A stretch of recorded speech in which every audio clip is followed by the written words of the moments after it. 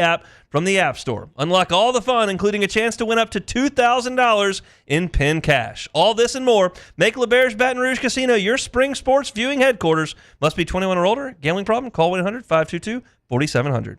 Why do billion-dollar insurance companies regularly delay and deny valid claims? Because that's how they got to be billion-dollar insurance companies. If you've been injured, I'd like to help.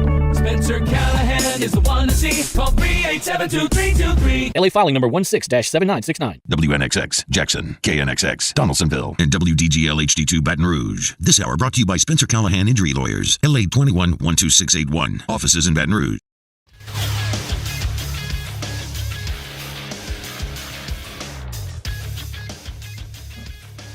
Good morning. It's 7 a.m. here on Monday, April 22nd. Today in Baton Rouge, you can expect sunny skies with a high of 75. In hour one of today's show, we'll talk about LSU Gymnastics team winning the national championship.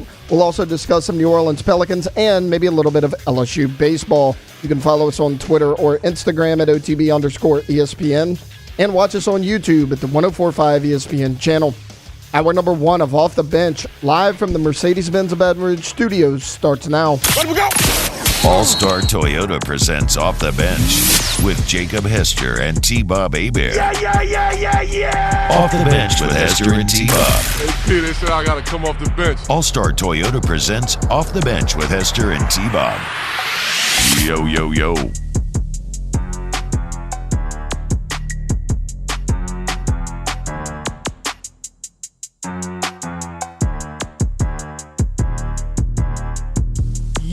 Hello, everybody. Welcome in to a brand new OTB here on this Monday, April 22nd, 2024.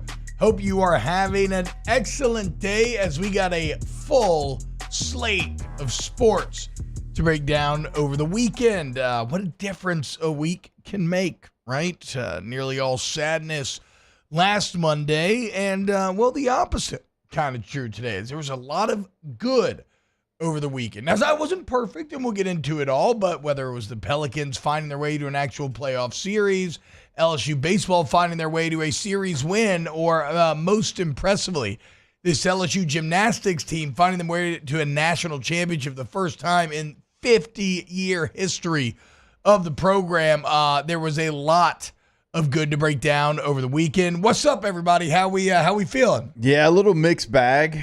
You had baseball finally won a series, like you mentioned, national championship. Softball, unfortunately, drops 2 of 3, but they get a game against a top 5 team on the road.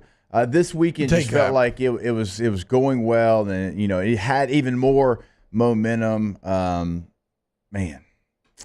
than what could have been in Oklahoma City. Yeah, you feel like you let one slip away last night. We'll get into it in depth, obviously. I guess here's where it gets tough. Is that I don't know that you would change a ton about last night. You obviously played incredible defense, and you had the looks that you wanted. You just didn't make them, and that was kind of Willie Green's tone after the game as well. And I agree. I also love what he had to say about Brandon Ingram, basically saying, and we'll get to it. I don't want to right here, Alondra. We'll get to it when we go more in depth on the Pels, but basically saying, like, because there's somebody that's like, how do you free him up? Because they're being really physical with him. He's like, you don't free him up. It's playoff basketball. You fight through it. You find a way to get to the line. Like, you just got to suck it up and get it done. I guess here's where I'm at with the Pelicans. Last night hurts, but it does not diminish that they got to last night to me. You know what I'm saying? You're going on the road in the 1 seed as an A seed, and you have by far the best performance of any road team in the entirety of the NBA playoffs. Like, I'll take that combined with the gotta have it win to beat the Kings for the 6th time on Friday night and get yourself in the dance in the first place. Like, I'm not going to come in too hangdog today about the Pellies, though that did, that obviously what could have been, as you said. Alondra, how you feeling today? I'm feeling great. Had a good weekend. Oh, okay, great. Wow, hell yeah. Even though your boy Garcia is deeply unserious, he is an incredible fighter. Yeah. He is an incredible fighter. The cockiness in which he operates in the ring is a sight to behold. I think it's actually even funnier now, like the whole promo run. It's definitely unlike anything I've ever seen. And I think, look, I mean, I'm a firm believer. I don't know why we're acting like what he's doing was any crazier than what Iron Mike was doing when he went crazy. So that's what I was going to say, though, is that the just as important as being a good fighter is being an entertainer. Yeah. And Garcia gets that. Yeah. But you got to make weight. Yeah, no, totally. But, I agree. Yeah. But still, good on him. We'll get to that a bit later in the show. Taylor, what's up, man? How you going? Doing good. Busy weekend. Worked a lot, but excited for today. Busy day again today. It's the worst answer I've ever heard. In well, my you know, if you'd entire- let me finish, what I was going to say had to work. was every day, busy day, gonna work. actually, you know what? Doesn't matter. Good, good, excellent. Hold on. I'll ask I'm you. glad. No, you, I I'm wanna glad know what that he you was had. I saying. don't want to Wait, know. what'd you do this weekend? We only work Monday through Friday here. I worked softball Friday evening, another game again yesterday, Yep. and then Saturday was just busy all around. What I was going to say was T-Bob loves going to the movies. Tonight I'm going at Movie Tavern. I know we don't have free shout-outs, but Yeah, whoa, they just use say like I'm going to a on theater. Monday, once a month, we just found this out, they do, it's called Mystery Movie Monday. You know, full free shot. Okay, $5 a ticket. Keep going. Wait, I Give him an kinda love this. advertisement while we're here. Yeah, so like you can buy $5. It's a movie ticket, and you don't know what the movie is going in. So Okay, that's actually not a bad bet. All you know is like what it's rated in case you want to like bring kids along. So like me and Victoria are seeing a movie tonight. We have no idea what it is. It's the first time we've done that. I'll begrudgingly give you a pass for that because that does sound kind of That's fun. kind of awesome. Yeah. That's like my favorite local bookshop, which I have no problem shouting out. Red Sig Stop. Reads. No free has, shout outs, both of you. They have books covered in like brown butcher's paper, and they'll give you kind of general synopsis and some clues about what it's about, and then you decide. And if you want a bit of a mystery book, you go buy it. That's cool, man. All right, let's get into the weekend as a whole, right? Like, it's not to say that everything was perfect. There were missteps along the way, but on the whole, this is a hell of a sporting weekend. Yes.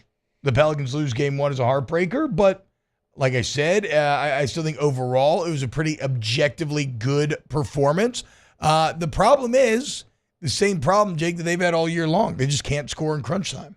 No, like at all. It's been all year. And we have this argument. We talk about it all the time. I know they've got great players. They've got all-stars. They've got really, really talented players. We get all that.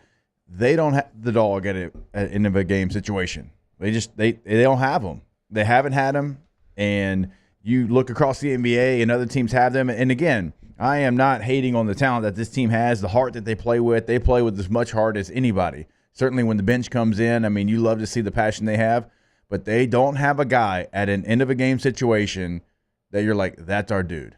It's weird because you've seen Brandon Ingram be it at times. When they came out of the 10th seed a couple of years ago and had the series against Phoenix, Brandon Ingram down the stretch was taking over fourth quarters. And that was after a couple of years of him trying to do that, kind of failing. It looked like he had found his way. He now, for whatever reason, does not feel like he's that guy anymore. We've seen CJ McCollum be it at times. And honestly, I mean, like, I know people get very frustrated with CJ and whatnot, and they, why are you shooting the ball? Well, okay, CJ McCollum's the seventh best three-point shooter in the NBA right now, shooting 43% from three. Like, that's why I'm saying the talent portion that's of who it. you want shooting it. He just has to make the it. The talent portion of it is there.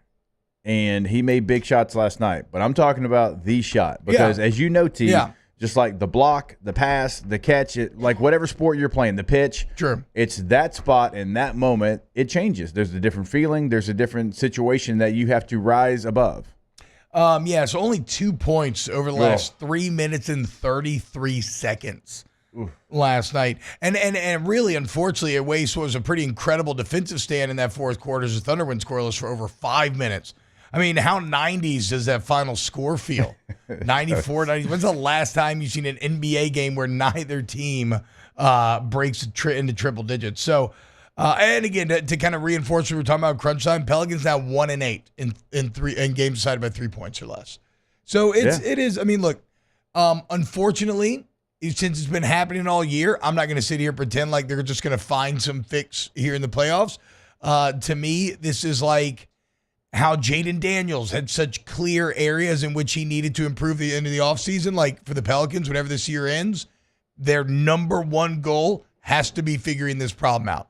How exactly is it coming about? What are the techniques to try to fix it? And for a young coach like Willie Green, this is his next step to his growth and getting his team ready to perform when the stage and lights are at their brightest. But I'm still overall very bullish about the Pellies after a weekend in which they find their way to the play-on, go on the road against the 1 seed and have a performance like that. And again, it's not like wholesale changes. Like when you talk about the lights being bright and rising to the level of the arena that you're in, they did that. Yeah. They did. In Oklahoma City, that arena was rocking, and they handled that. They did that every time. Anytime Oklahoma City started to pull away, and they did multiple times, you came back. You fought back. It didn't matter if it was 6, 8, 10. Like, you found a way back into the game. They handled that. Again, it just goes back kind of to one situation, and you feel like you should have stolen a game in which you're an 8 seed, they're a 1 seed. Do I think the teams are that far apart? No, I don't.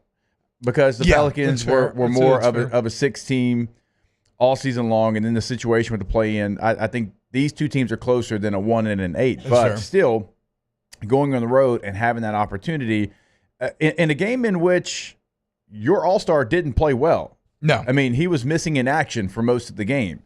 He was 5 of 17, only scored 12 points, and you still, had a shot at the end of the game. If it goes in, you win. And CJ thought he had it. So he thought it was cash. Held it up. I want to talk about Trey Murphy maybe actually being the guy. But we'll get there. We'll get there in a little bit. So, like I said, kind of some ups and downs there. Overall, I still feel positive. Same thing with baseball, right? Yes, you lose game 2.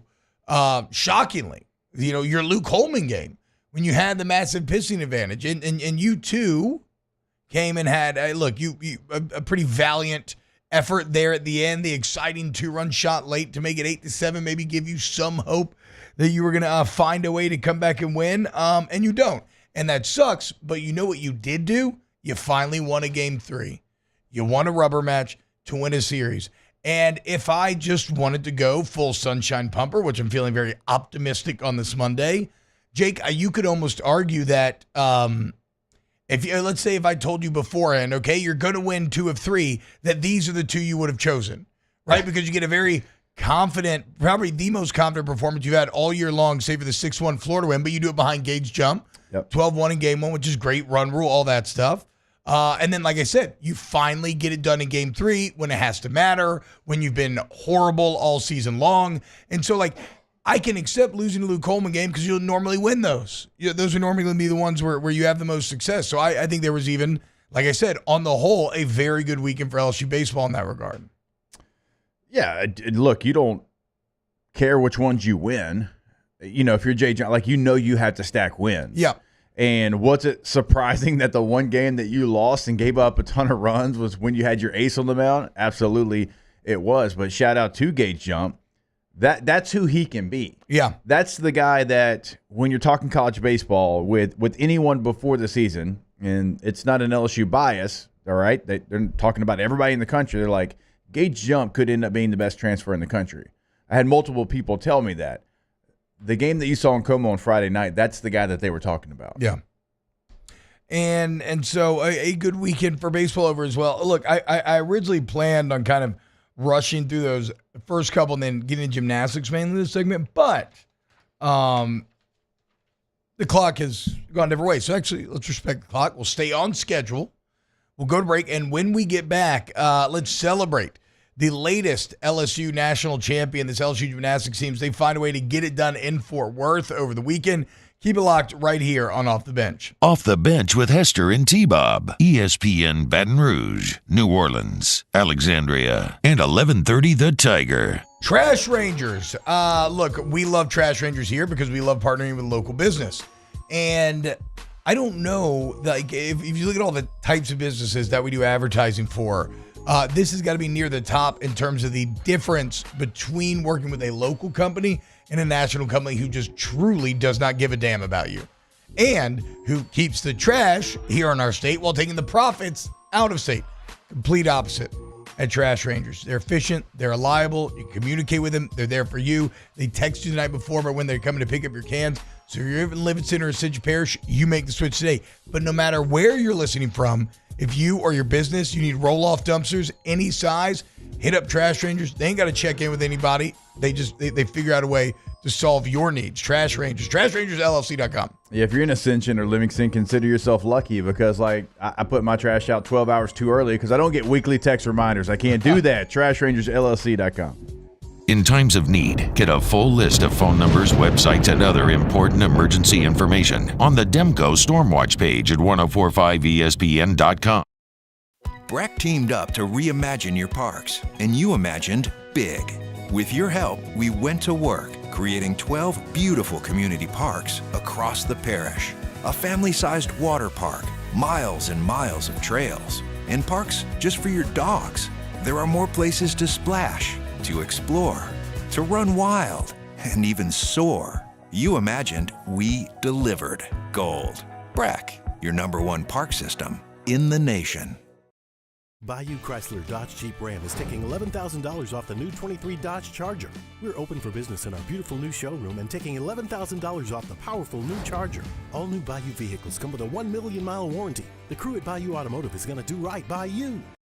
Dylan Cruz here to tell you about Six Rings Baseball and Softball Camp. If you live on the North Shore and play ball, go to Six Rings Camps with former LSU assistant coach Dan Canaveri. His knowledge is second to none, and your child will improve and have fun doing it. Camps were held at Coquille Park and Six Rings Academy in Covington with 4 sessions over the summer. Full day and morning only sessions are available from ages 7 to 13. Go to sixringsbaseball.com or call 985-206-9096. Learn the game to love the game. I've been doing business with Luba for 25 years. They're dependable, trustworthy. It's just the attention to detail with our clients. Our folks have years and years of experience. They're highly trained professionals, but many companies have that asset. What I'd like to think makes Luba a bit different is that we use those talents in a way that truly is dedicated to serving the needs of the folks who depend on us.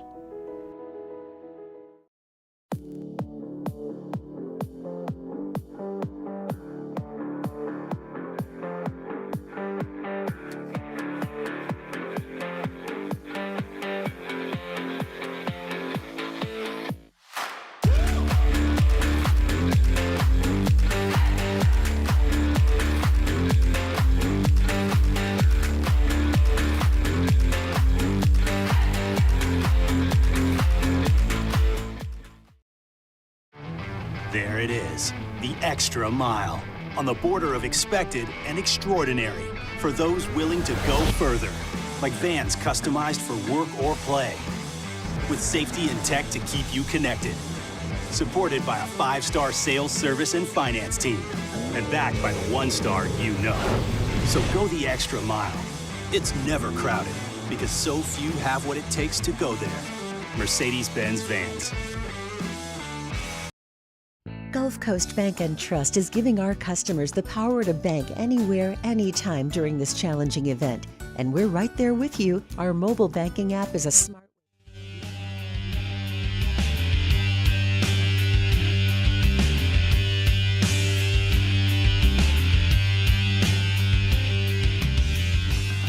All-Star Toyota presents Off the Bench with Hester and T-Bob. ESPN Baton Rouge, New Orleans, Alexandria, and 1130 The Tiger. Yo! What up, y'all? Welcome back, OTB. All right, so we talk a little Pels, talk a little baseball. We will revisit those, obviously, but we gotta talk about gymnastics. You know, with the Pels and baseball kind of I was talking about, I didn't even, like you said, softball. I know you don't win the series, which is a disappointment, but Tennessee's been so unreal that I think objectively getting one on the road is not a failure. So like all of these things were good, but not perfect. And then you arrive at gymnastics where, no, they actually were perfect. As perfect as you can be, and where they have been perfect damn near all year long. all the pressure in the world, 50 years of history hanging over you. The documentary, that's one of the awards everybody's obsessed with, literally called The Climb. And here you sit at the edge of the summit, and Saturday, standing in your way, were a bunch of other premier gymnastics programs in Utah, Cal, and Florida. And what's crazy, Jake, and Jay kind of talked about this in the Jay Clark in his press conference afterwards, was because Oklahoma was not there, it created a rabid hunger amongst all these other four teams, knowing that knowing what this opportunity was, right? Yeah. And the ability to win a national championship. And so the amount of pressure going in is enough to break you if you're soft.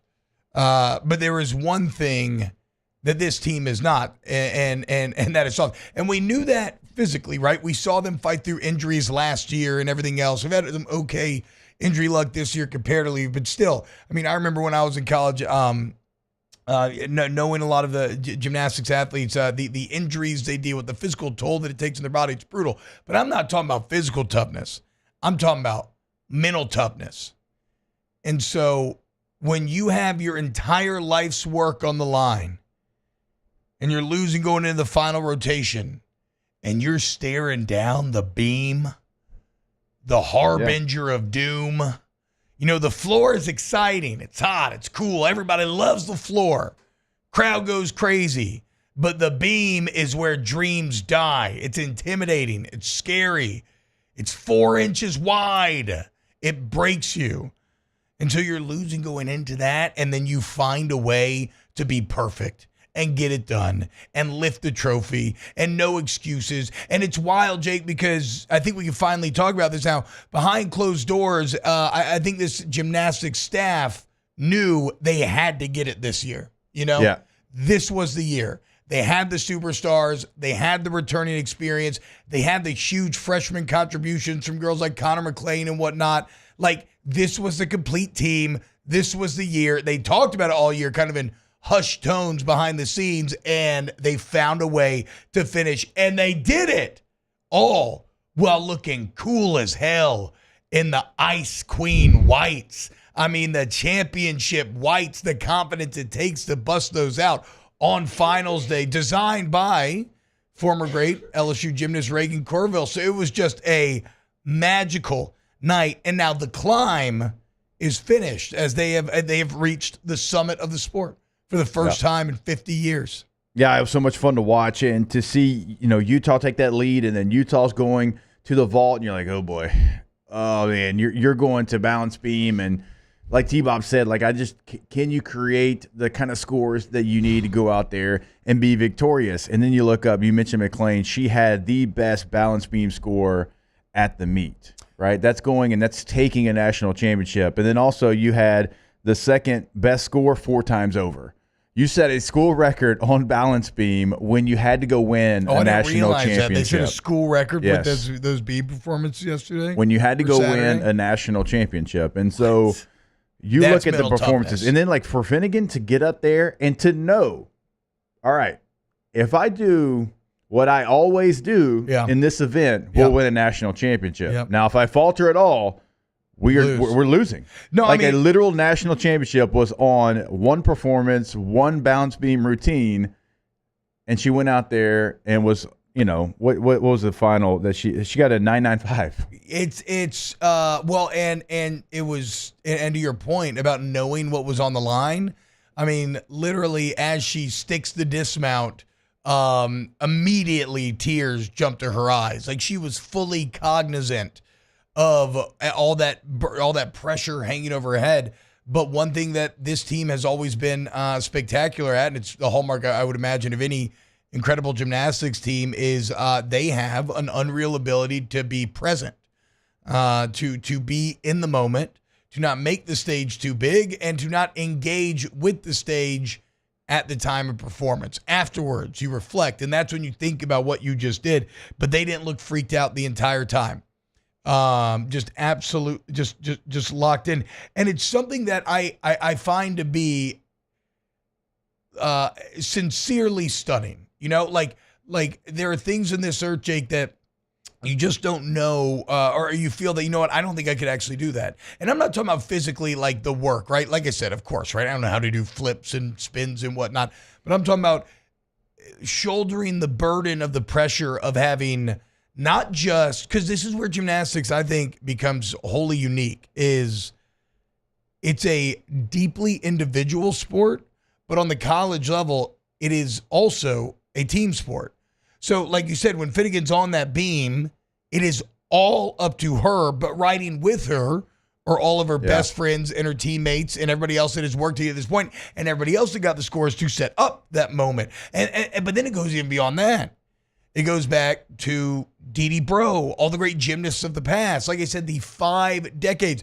The fact that, and Jay Clark, again, talked about this in his press conference, and I thought it had to be so validating. Like, this is a sport that we were told for years only existed because the law said it had to. You know, there was no actual interest here. Nobody would ever really care.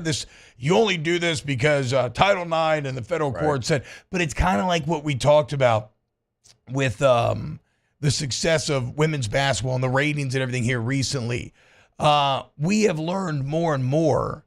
There's a sociological tale on these things. And we have learned more and more that if you tell little kids, no, people do care. And so instead of ignoring a sport or something that they would have potentially gotten into, instead of ignoring it because we tell them nobody cares, they end up engaging it. Well, then the overall talent level rises. And then it gets better and better. And the product gets better. What happens to the product is better. More people watch, and the cycle reinforces itself. And so now you have a PMAC where you're putting 15K in every single time, setting attendance records, scoring records, and now you have a national championship. And yeah, it has nothing to do with being legally required. People love this sport. They absolutely do. I mean, you don't pack out the arena like they do every time if they don't. And that's only now, T-Bob, that's only going to go up. Yeah. Right. All the interest and all the things have already been at a high level. A decade. I mean, it's been a run. Now, like gymnastics, when you and I were in school, like you could see it slowly getting better. Yep. And you know, people started to go out, but nothing like you've seen over the last decade. And so now that's only going to ramp up now that you are a national champion. And LSU is one of those programs, and we talk about it in other sports all the time.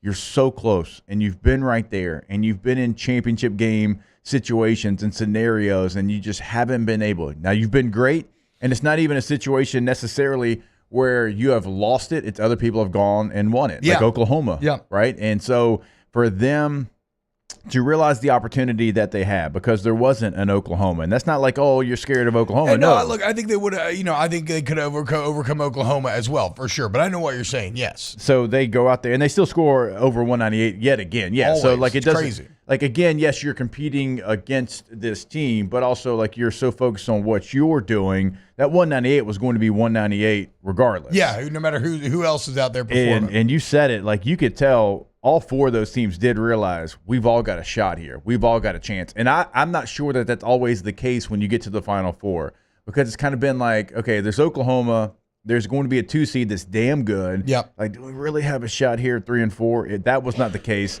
at all. So they went out there, and not only – it makes it even sweeter because you've been so close. Not only did they go out and win it, but they absolutely earned it. And then the way they did it, going down to the final routine to stay locked in and focused that entire time. On the beam, the scariest event out there, the harbinger of doom, the one that cannot fathom doing what you see these incredible athletes do on that piece of equipment. Seems absolutely horrifying. It's crazy. I mean, they win floor, right? Which, okay, yeah. I mean, LSU's incredible on the floor, and then you look, and they didn't have the highest score in bars. They didn't have the highest score in vault and the beam, in which, like, if you said there was a, air quote, struggle, like this would probably be their event. And to not only go out there and win a national championship on beam, but you dominated on beam.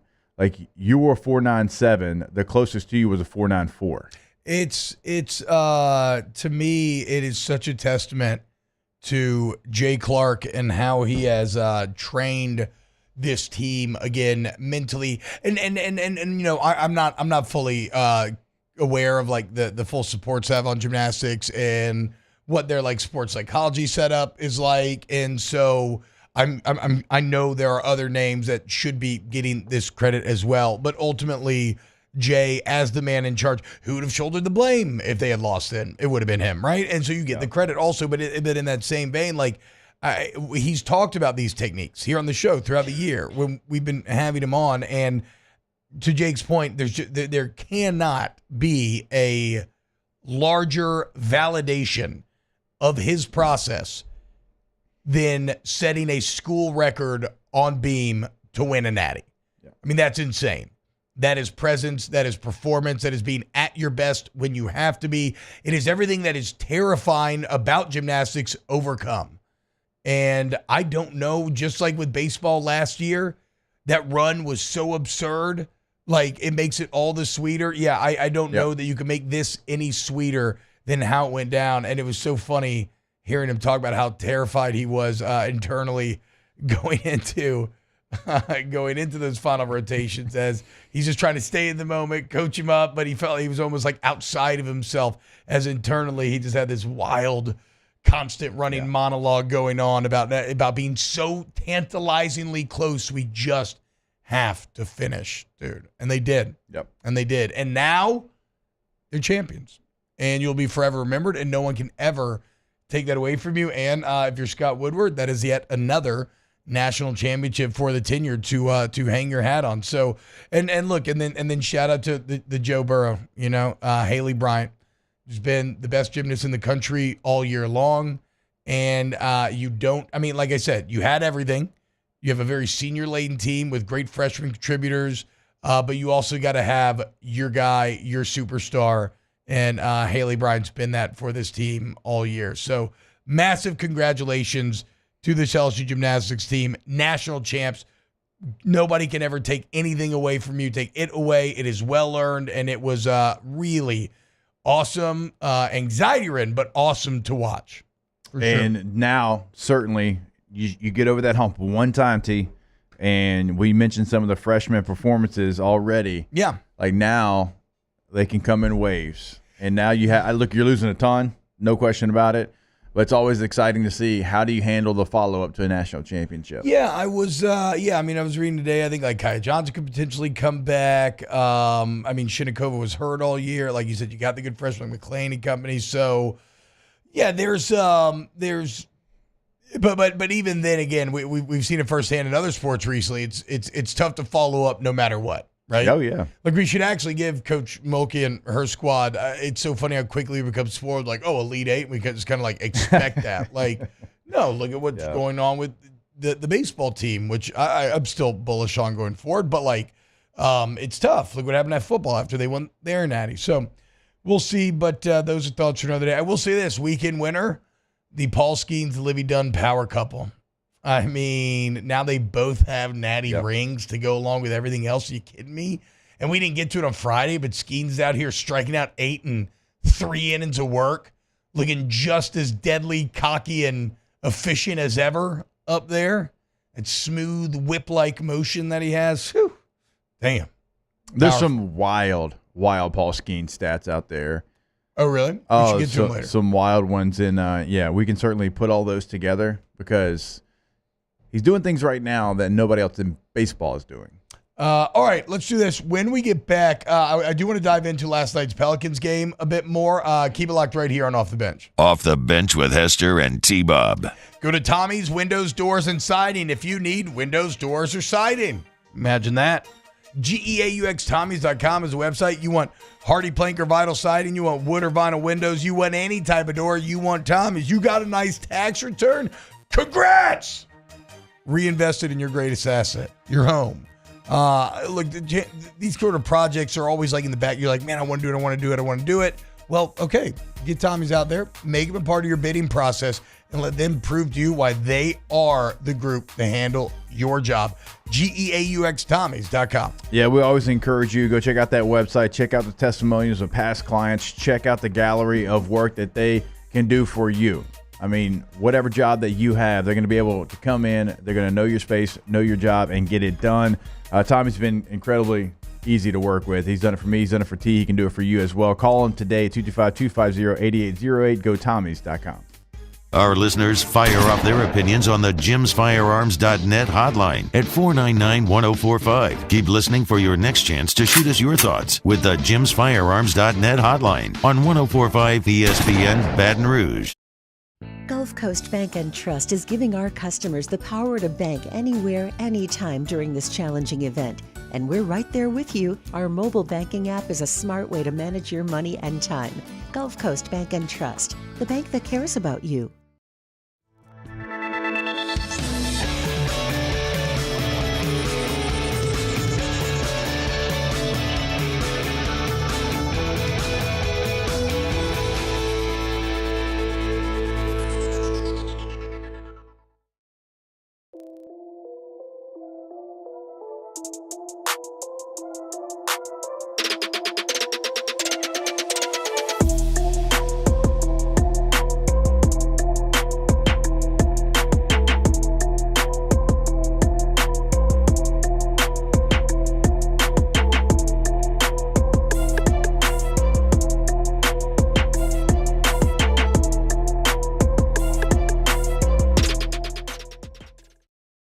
Breck teamed up to reimagine your parks, and you imagined big.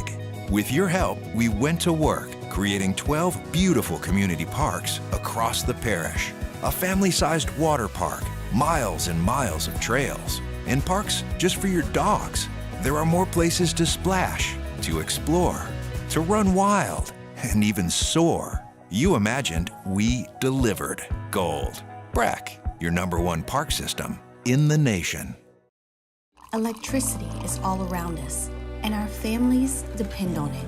Every day is sparked by the power of a cold drink or a warm meal, a movie night, and a comforting light at the end of a dark hallway. From sunrise to sunset, playtime to bedtime, our team is ready to take care of your electrical needs. Even in the case of an after-hours emergency, the light in your life shines brighter with Mr. Electric. Hey, it's Matt Moscona. For years, you've heard me tell you about Insurance Network of Louisiana, helping you find better coverage for less money. But it's not just for your home and auto. They also offer commercial property. So, retail stores, professional offices like doctors, dentists, attorneys, clothing boutiques. Insurance Network of Louisiana can find you better coverage for less money. They service the entire state of Louisiana, and they're local. So call today at 293-0450 or lainsurance.net. Yo, Jake here from my friends over at Community Steel Company located in Gonzales, Louisiana. The local place you can turn to for all of your metal building needs. Notice I said local, not Houston, not Dallas, not Atlanta, but right here in Gonzales. Visit them at their brand new state-of-the-art website at communitysteelco.com or pick up the phone and give them a call today to answer all of your questions on your metal buildings.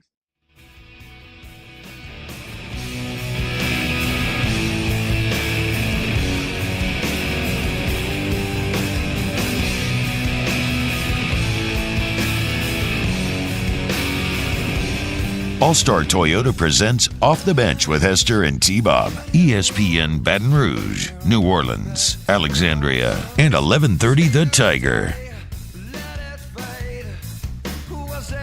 What's happening, yo? Welcome back. OTB.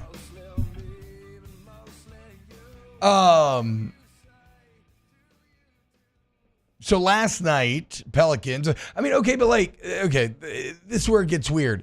If we want to talk about the Pelicans, do we just talk about last night's game, or do you also talk about finding a way to beat the Kings for 6th time in a row on Friday and making the playoffs? You got to talk about both, right? I mean, 6 times in 1 year, and that's a good basketball team. Yeah. Like that's a team. Yeah, it's a bad matchup you were in the playoffs. for the Kings. The Pelicans are a bad matchup for the Kings. They're like their length T. They have no answer for it. They can't figure it out. And De'Aaron Fox, as good of a player as he is, Sabonis is a great player. They just the Pelicans match up, and they can help enough on those two players that the Kings really probably feel like they can't do anything. Like they can't beat the Pelicans. So I believe that 1/6 is 18%. The Kings lost 36 games on the year. 6 out of 36 is 1/6. The Pelicans literally handed the Kings damn near 20% of their losses. That is hard to fathom. That is next to impossible to wrap your head around. And we talked about mental toughness, right? And as impressive as that is to do, just from a physical standpoint, to enter that game with the Smoothie King losing streak hanging over you, the ultra bitter disappointment of Zion's hamstring and the injury demon that you had avoided all year long coming back to haunt you once again at the lowest point in the season. The fact that the Kings were coming off of their own kind of exciting momentum builder, having beaten the Suns late in the year, which stopped you from getting the 6th seed, eliminating Steph Curry and the Warriors. Like, there was so much working against you. And so from a mental toughness standpoint, to find a way to win and now get into the actual playoffs. And now you get a chance to figure out if you're Brandon Ingram, okay, I got to be more physical. I got to find out how to fight through this physical defense. I got to find ways to get to the free throw line. And there's, again, like, I know last night hurts, but to me and my weekend with the Pelicans, the good still outweighs the bad. It's great that they got there. They had the hard path, and they had to find a way, and they did that. And they did it against a really good basketball team that you figured just the law of averages would find a way to beat the Pelicans. And so, yeah, no, you're excited about them getting into the postseason. That was the goal. Like, so we can't go back on it. We can't be like, well, we said last week, just get into the postseason. Well, they did that. And so you look at how they did it. That's great, exciting, fun team. But it's just like, man, you had an opportunity. And so, like, it takes so much away from getting into that postseason. Like, if you'd have lost last night by 14, like, probably having a different conversation. But it's just the fact that you... Ooh, that is a bit interesting. Would it have been better to lose bad or feel like you let one slip away? I don't even know, like, I'm saying, like, I would have preferred that, but I think the conversation's just different. Yes, you're right. No, if you lose badly, we actually... it's a bit paradoxical because I think you're right. Like, we would be more focusing on Friday and less on last night. But I think we have to be objective about the situation. Right. And again... Look at what every other road team did in the NBA in game one, and everybody got their ass kicked. Like the Pelicans, even like really good teams, yes. Yes, the Pelicans by far had the best road performance of anyone. I think that's something to build on. I think if you're in that building, you can't sit there and engage in like wallowing in self-pity and what could have been. You have to be more positive. Like, okay, look, guys, we're right here. All we got to do is X, X, and X, and then the next time we end up on the other side. They're going to have to figure out some of the matchups because OKC did a better job of matching up their defense against your offense than you did. Like Herb, they switched a ton. Herb needs to be on SAG every possession. Yeah, like has to be. We ain't switching. There's no switching. He's their guy. He is their one guy.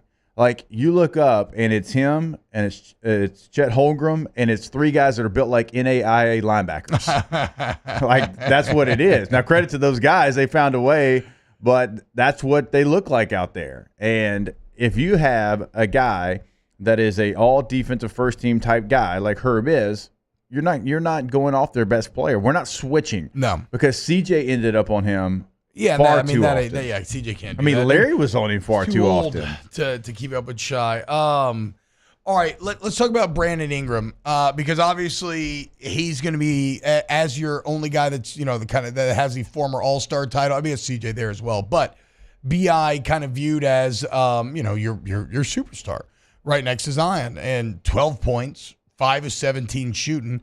Not going to get it done. And look, it was a very physical game, and they played him very physical, Lou Dort did specifically. And Willie Green was asked about how do you free up Brandon Ingram going forward? And I love this answer from Willie. It's not about what we need to do to free BI up. This is going to be playoff basketball. He's got to continue to play through it, have some gamesmanship out there, got to go to the free throw line a bit more. This is just what it's going to be. We're physical with them. They're physical with us. And that's a part of the game. That's a part of playoff basketball. I love that perspective. Yeah. Saying, nah, man, look, it ain't nothing we doing. Nah, he just got to fight through it. You got to rip them arms and make them foul you. Like you said, have a bit of gamesmanship, get to the line. Like, I like hitting Ingram. Don't make excuses for him. Hit him with a little bit of that tough love. And no, just straight up, you have to be better. Yeah, and you might not be able to play your ISO game with him. Like, Dort's somebody that, he's stumpy. And I'm not hating on him. I'm stumpy. I get it. Like, he is, he's 6'4", 6'3", probably 225 pounds. That's not a normal NBA body.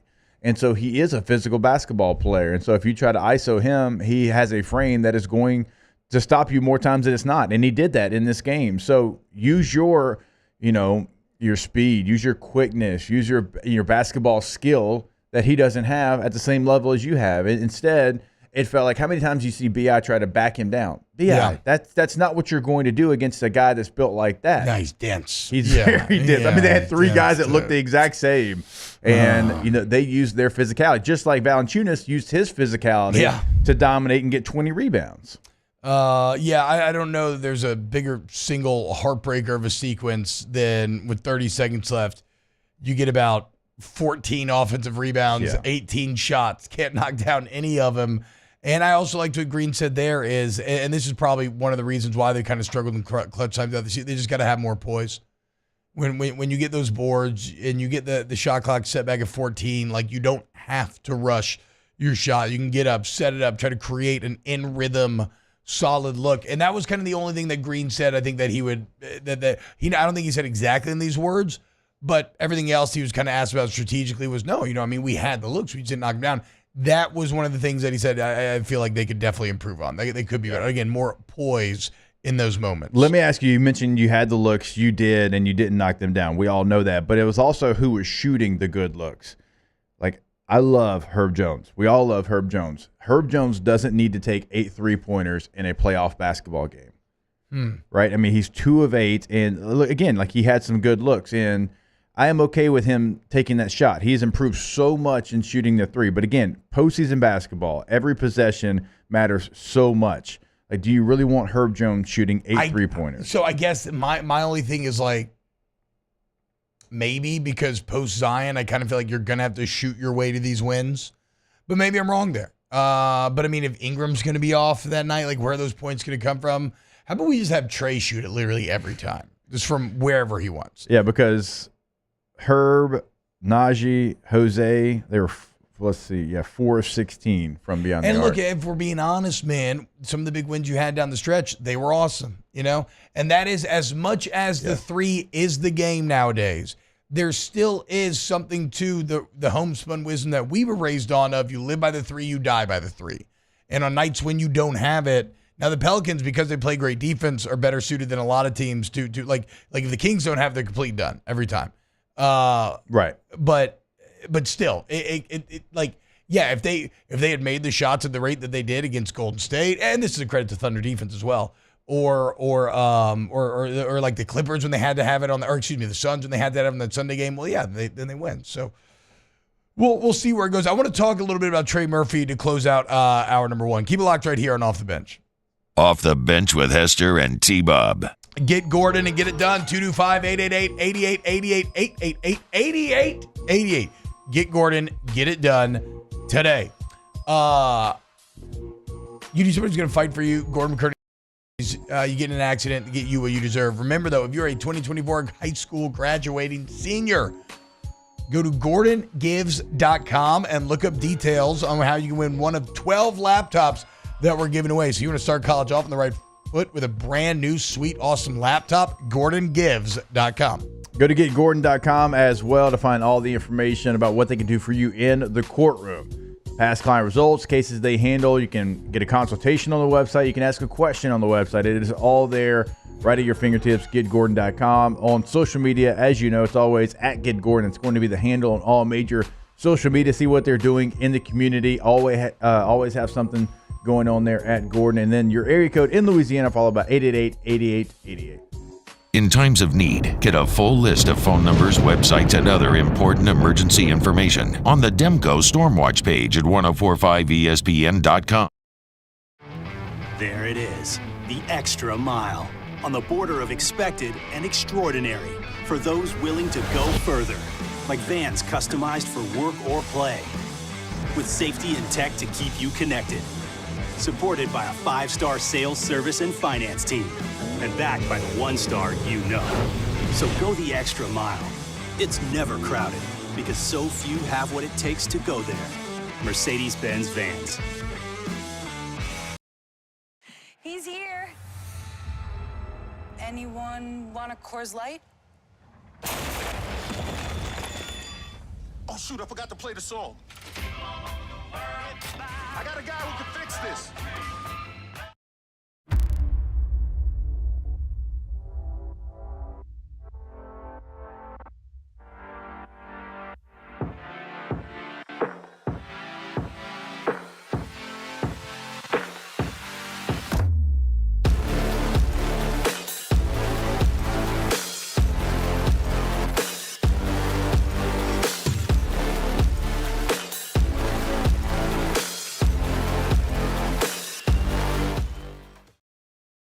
Jerry and Benny Payne began Central Plumbing Company out of their driveway in Tanglewood Subdivision. 50 years later and 4 generations down the road, we continue to serve Baton Rouge and the surrounding areas for all of their plumbing needs. Residential, commercial, industrial, or hospitality, Central Plumbing is here 24/7, 365. We want to thank our customers, family, and friends for 50 years of success. And looking forward to 50 more. Power up your next project with John Deere Deals by Sunshine. Whether you're working hard or playing hard, our knowledgeable team will help you find the right product for you. Ask us about our amazing tractor package promotions. Learn more about what it means to be powered by sunshine at sunequip.com.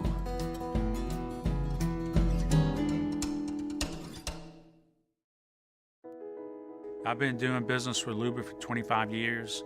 They're dependable, trustworthy. It's just the attention to detail with our clients. Our folks have years and years of experience. They're highly trained professionals, but many companies have that asset. What I'd like to think makes Luba a bit different is that we use those talents in a way that truly is dedicated to serving the needs of the folks who depend on us.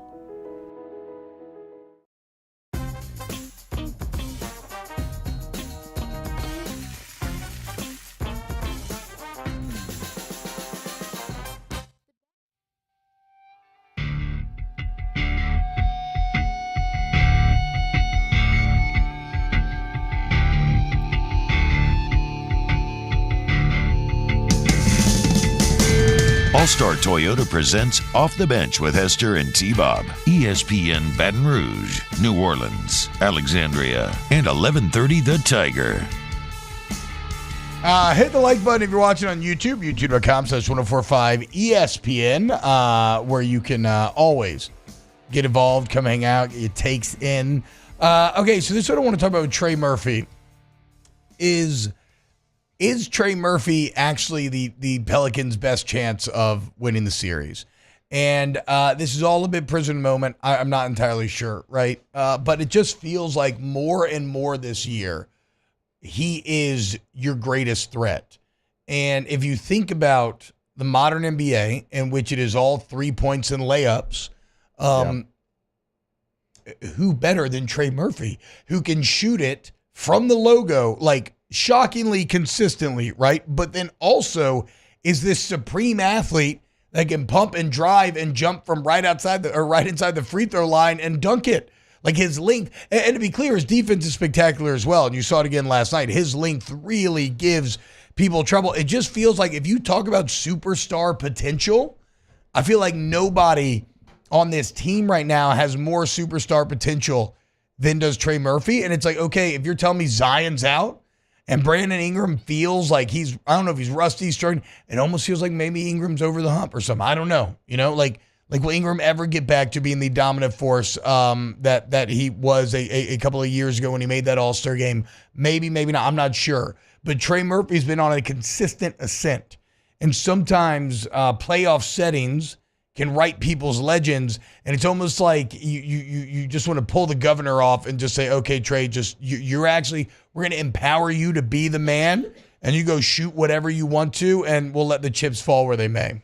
Yeah, I get what you're saying to your point, because it still feels like it's CJ's team, it's BI's team. When Zion's in there, it's his team. And it's like, if you're Trey Murphy, you're trying to figure out, okay, well, like, how much do I actually pull the trigger? And not to say that he's shy. I mean, he was 5 of 12 from beyond the arc. Shot 18 shots. He shot the most shots on the team last night and certainly made them at the highest clip outside of CJ. I think CJ had 22 shots. And so he is okay to pull the trigger, but like mentality-wise and like game on the line-wise, like we knew Trey Murphy wasn't shooting that shot. Yeah. We knew it was either going to be B.I. or C.J. Does it need to be Trey Murphy, though? Like, and that's the question that you're asking, and I agree with you. He played more minutes than any other Pelican last night. He is a unicorn. He has a skill set that nobody else really has, because even the length that B.I. has, he's not the shooter that Trey is.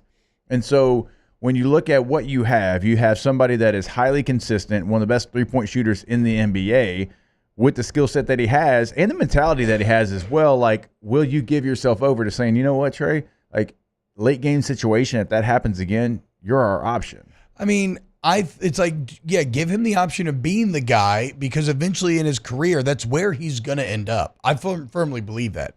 He's going to be the guy for an NBA team in his career. And I don't know like when that takes place, but it feels like these are the kind of critical steps that you take to helping make that a reality. I mean, even today, I was listening, or I just saw a quick clip of Ryan Russillo and Bill Simmons talking about this U.S. men's national team, and they were saying, bro, I'd give the 12th spot to Trey Murphy. Like, there's nobody as additive, as exciting in terms of everything that he brings to the table. And yeah, he may not have the all-star cachet that this new that a lot of members of this new dream team have, but he just, again, he is the perfect modern NBA player, and then some. And so why not just live or die with him? We'll see as this series goes forward if they end up doing this or not. All right, we still got to get to football news from the weekend, SC baseball as a whole, weekend winners. Keep it locked, OTB. Off the Bench with Hester and T-Bob. RejuveMeMedical.com. Restore me, refuel me, rejuve me. RejuveMeMedical.com. Nice. Just got the text. I think we're going to get to talk to Jay Clark next here at 8 a.m. Rejuve Me Medical. You want to fight the untreated effects of aging? Rejuve Me is there for you. Go in, get that free consultation, get your labs drawn, and they're going to use that information to create a custom plan for you. So maybe it's HRT, maybe it's semaglutide, maybe it's B vitamin shots, maybe it's any of these things, right? Rejuve Me Medical, restore me, refuel me, rejuve me. Yeah, go to the website, RejuveMeMedical.com, get that consultation set up. We've been telling you over the last couple of weeks. I mean, they are throughout the listening area. So go to the website, find the location that is nearest to you. Also now in Mississippi as well. And we always talk about the things that it could be. Well, you're not going to know what it actually is unless you get the consultation set up. They get to the bottom of it. They get you on a plan for success. Again, RejuveMeMedical.com.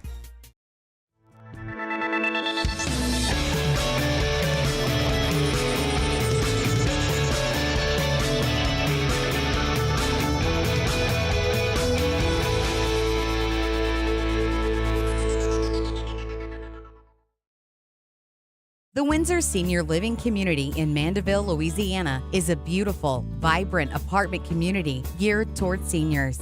They are nestled right in the heart of Mandeville, where seniors live a more carefree lifestyle in spacious apartments with the peace of mind that comes from having a little extra help. Call the Windsor at 985-624-8040 to schedule a lunch and tour. Come see how the Windsor can be your passport to peace of mind.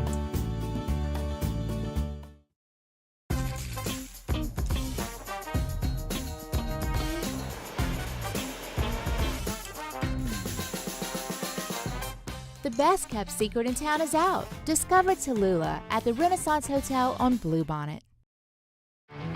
There it is, the extra mile, on the border of expected and extraordinary, for those willing to go further, like vans customized for work or play, with safety and tech to keep you connected, supported by a 5-star sales, service, and finance team, and backed by the 1-star you know. So go the extra mile. It's never crowded, because so few have what it takes to go there. Mercedes-Benz Vans. Dylan Cruz here to tell you about Six Rings Baseball and Softball Camp. If you live on the North Shore and play ball, go to Six Rings Camps with former LSU assistant coach Dan Canaveri. His knowledge is second to none, and your child will improve and have fun doing it. Camps were held at Coquille Park and Six Rings Academy in Covington with 4 sessions over the summer. Full day and morning only sessions are available from ages 7 to 13. Go to sixringsbaseball.com or call 985-206-9096. Learn the game to love the game. Breck teamed up to reimagine your parks, and you imagined big. With your help, we went to work creating 12 beautiful community parks across the parish. A family-sized water park, miles and miles of trails, and parks just for your dogs. There are more places to splash, to explore, to run wild, and even soar. You imagined, we delivered. Gold. Breck, your #1 park system in the nation. Electricity is all around us, and our families depend on it. Every day is sparked by the power of a cold drink or a warm meal, a movie night, and a comforting light at the end of a dark hallway. From sunrise to sunset, playtime to bedtime, our team is ready to take care of your electrical needs. Even in the case of an after-hours emergency, the light in your life shines brighter with Mr. Electric. Hey, it's Matt Moscona. For years, you've heard me tell you about Insurance Network of Louisiana, helping you find better coverage for less money. But it's not just for your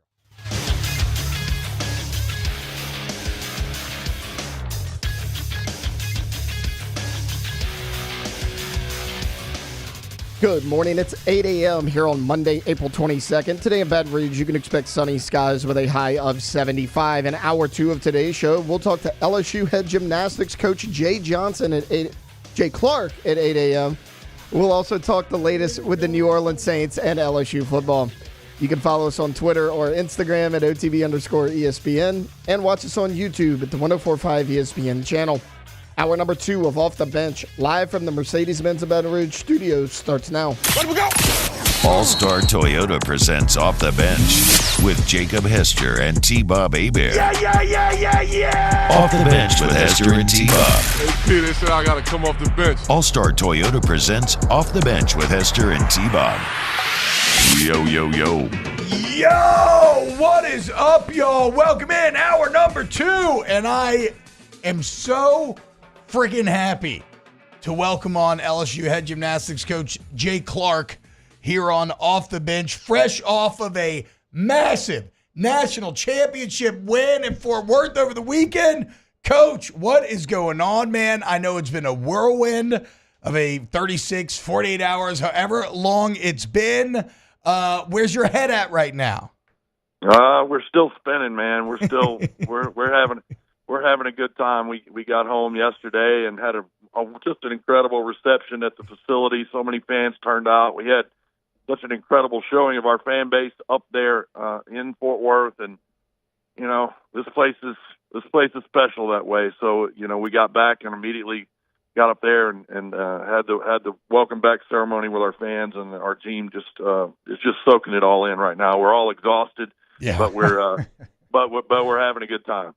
Coach, I would love for you to explain the environment because you've been in so many great environments, certainly home in the PMAC, but T-Bob and I were talking about it a little bit earlier. It just felt like all 4 teams were going for blood. They were going for that national championship, and it felt like this intense environment that it's almost like you could hear a pin drop, but it was so loud it was deafening at the same time.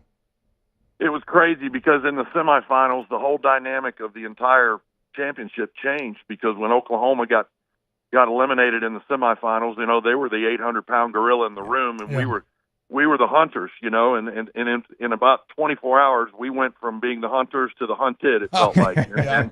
And because we suddenly everybody, started thinking this is the year LSU is going to get it done. And just the challenge was to make sure that the kids, stayed focused and stayed where they needed to be and not start listening to all that noise, whether it was from friends or family or fans or anything. It's hard to keep them off the internet, and they were soaking all that in, and it just changed the dynamic. But I was so proud of how the kids did a great job. And then, of course, we're trying to have our team meeting as we're getting ready to leave for the championship, and we're in our meeting room in the hotel, and you can hear I don't know how there had to be 2,000 people in our hotel chanting LSU right outside of our meeting room while we're trying to have this moment of kind of solemn, reflection on what we're about to do and all this stuff. And it's just getting crazier and crazier. And we got in there, and I'm telling you, when we were the last team to be announced coming on the floor, and the difference in the volume of the fan bases was marked. I mean, it was crazy. When we came out, it was just, it was intense. And our fans really brought it, and the kids really brought it. It just was, was a great experience all the way around, and I'm just so happy and so proud for these young women who represent this university at such a high level as student athletes all the way across the board, and to bring one back to LSU for the first time in the 50-year history of the program is just really special. Well, it's we talked about it over the show. It's just so mind blowing. I mean, pressure is the word that I keep going back to, but it's pressure from so many different angles, right? It's like if you zoom in, it's the pressure of an entire year, an entire meet coming down to this rotation on beam, but then you start to zoom out, and it's like, okay, but then it's also the pressure of, like you said, the decades that led up to this moment. It's even the pressure of something like knowing you had this team, right? Because, Coach, that's one thing that's kind of fascinating to me is, and I know you never want to talk about this at the time, but now that we're on the other side of it and you did it, like, there was a pressure under the surface that you, if not now, when? Because you had the team, you had the senior leadership, you had the Joe Burrow character and Haley Bryant, you had the great freshman contributors as well.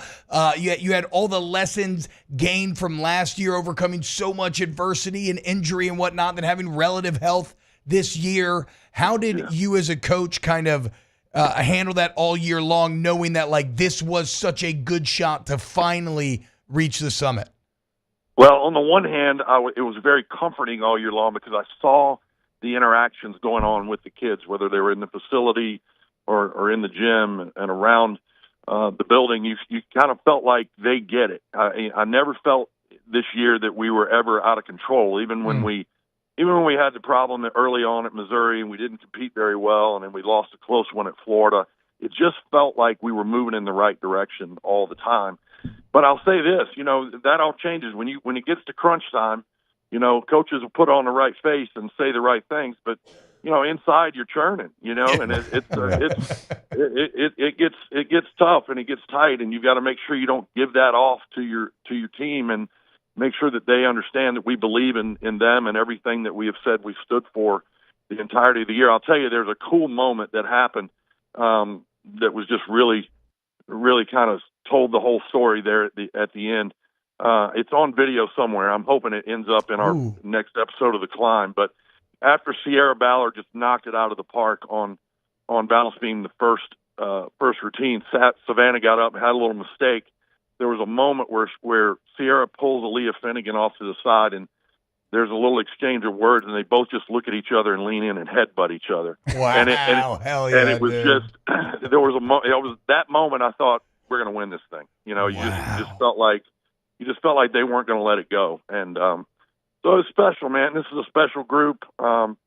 We got a great team coming back next year. The expectations only go up, I'm sure. Yeah. So we're gonna enjoy this one right now. But it sure is special. It really is. I really kind of don't have a whole lot of words. It's just an incredible feeling right now. Well, and so now I want to zoom in. That's kind of the bird's eye view on handling throughout the year. Now you're in the meet. You're down a little bit going in the final rotation. And again, I'm a layman with this stuff. I'm new to this stuff. I had so much fun going to meets this year. It's absolutely electric. Like, I am hooked in the same way that everybody else that has finally dabbled has gotten hooked. But to my understanding, like, the beam terrifies me. And so here it is. In all 50 years that we're talking about here, it all comes down to that 4-inch wide monster. What were your emotions going into that final rotation? I'm talking about the under the surface emotions. I know you're presenting, you're doing your coaching, you're telling what you always tell them, you're doing the fundamentals, but what's going on? What's your internal monologue like at that moment? Well, in my mind, when we got over to beam, I thought we did not put enough space between us and Cal. I felt like they were going to their best event on bars, and I felt like our beam would, Utah was going to vault, and they had not been a great vault team all year long. And I just felt like if we'd wire our beam set, we'll catch them. But Cal was right behind us, and I was concerned that we hadn't put enough space and that we might have missed an opportunity to do so on bars. And I'm sitting there and I'm talking to Garrett, assistant coach, about it. And I said, I just think we needed 3/10, and we're only up about a tenth and a half. We're only over them. And so really what was going on inside was, if you want to know the honest to God truth, I started praying. I literally said, God, this is out of my hands. I called him by his proper name. I was using Yahweh and everything I could to make sure that because you're just powerless and you're sitting there watching and you just all you can do is hope that they stay where they're supposed to stay. So there wasn't a whole lot of conversation from me at that point in time. There really shouldn't be anyway when we get into those situations from any of us. But it's just incredible what they did, and our staff did such an amazing job. Bugs, who's a legend here, had them ready on balance beam for that moment. We talked about when we lost at Florida on balance beam at the end that if we wanted to be a championship team, we had to be able to win it no matter where we finished and no matter what event we finished on. And I think they learned that lesson when we went to Florida and they just weren't going to let go of it. It was cool to watch. Did it feel like the ultimate validation of your process that you literally set I believe a school record on beam at the single most important time that you could have? Yeah. That's I don't know. I don't even know what to say to that because who does that? It's especially on that event where typically it's the equalizer. It's the one that bites you in the butt, and it comes down to the and I was concerned. We started on our best event, and we were having to finish on the most pressure-packed event. And if the national championships, you knew it was going to be a close meet because every team out there was deserving of winning, and so it's incredible. I can't say enough about them. This team is special. Coach, being a freshman and playing in the SEC and being on big stages, and there's no bigger stage than a national championship on the line. I remember being a freshman and going the wrong way in the swamp because I couldn't hear the audibles, and I'm like, "What the hell is going on? My ears are ringing here." We've all had those moments, and so for Connor McClain to get up there and to not only thrive with everything on the line, but to actually score the highest at the event on the balance beam. Like, those are things that freshmen just don't do. Did you see that in her this entire season and leading into this? You knew she could handle that moment? Absolutely. She is one of the most mature competitors I've ever seen at this stage of her game with us. And especially on that event, she's the most drawn down, sort of cerebral. You got to leave her alone. You got to stay out of her way. When she's getting ready to compete, she doesn't talk. She doesn't want anybody talking to her. And she gets into her little bubble. We call it the hourglass, and how she gets into her hourglass is impressive as I've ever seen for an 18-year-old kid. She's been that way all year long, And once we get to Connor on the balance beam, it feels like those back four are just going to crush it every time. And she's been an amazing contributor for the first year. You're right. You don't see it very often from freshmen that way, but I trust her at a level that I don't typically trust freshmen. Yeah. And she's come through every step of the way. Coach, what did it mean to you? I'm watching the press conference afterwards, and to hear maybe it was Kai, I can't remember exactly who they were asked a question about unsung heroes, right? Yeah. And there was definitely some discussion of like the support staff and everything else. And as an athlete, I understand that, right? The trainers, like the people that don't always get the shine. But I thought it was very interesting that the first couple of answers were actually you as the unsung hero and how much you meant to them and their development and kind of getting them to this point. As you're sitting on at that table and you hear that, what kind of emotions are you feeling? Just a sense of,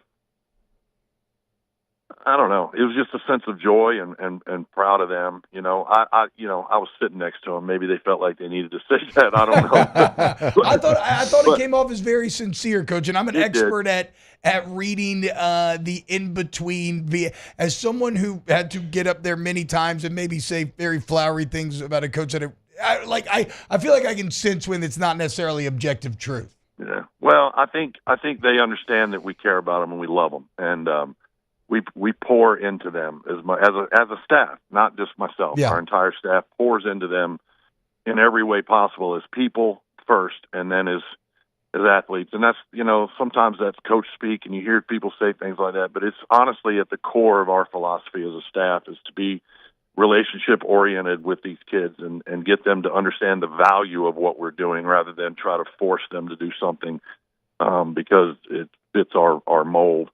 And you guys hear the word buy-in and chemistry and all the little catchphrases that everybody says, but it's absolutely true. But you have to work at it and you have to spend time at it. And I just think that those kids realize and appreciate the investment that we make in them, and that it's not just about what they can put up on a Friday night in the PMAC, but they understand that we care about them and that we're part of their lives. And I think that's really at the core of it.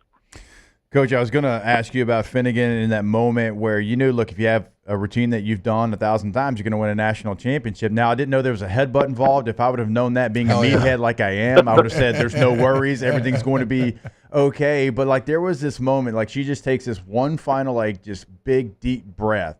And then it felt like she got in this space where she just locked in, and you almost knew it was going to happen. Like, what were some of maybe the emotions that, as you watched that, knowing who you had out there, knowing the opportunity that you had, and again, if you had something you've done 1,000 times, you're going to be a national champion. Yeah, it was surreal. It was surreal to watch it because it was like everything that we've ever talked to them about came together in that moment. And there's times when you go through and you're like, where are their heads? Where are their heads? Yeah. You have those moments, but in those moments, whether it was that entire beam rotation where you could just see it written on their face. Sierra also looked up and saw the first kid struggle on vault for Utah. I saw her spot it, and she turned around and winked at me. What?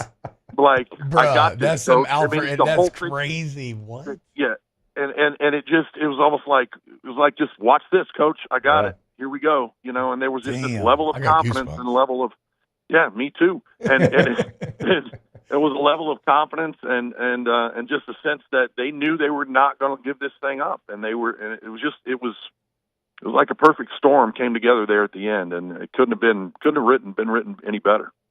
Yeah, and look, I mean, whether it's Haley, Kaya, Finnegan, KJ, Connor, there's just these are names that will now be remembered forever because Absolutely. they are champions, and nobody can ever take that away, Coach. So just really a truly heartfelt congratulations. The 52nd national championship in LSU history and the first ever for LSU Gymnastics, like you said. And now The Climb, this documentary that's won all the awards, how appropriately named as you have now reached the summit, man. It's awesome. And so thank you so much for joining us all year long as you did and making time for us.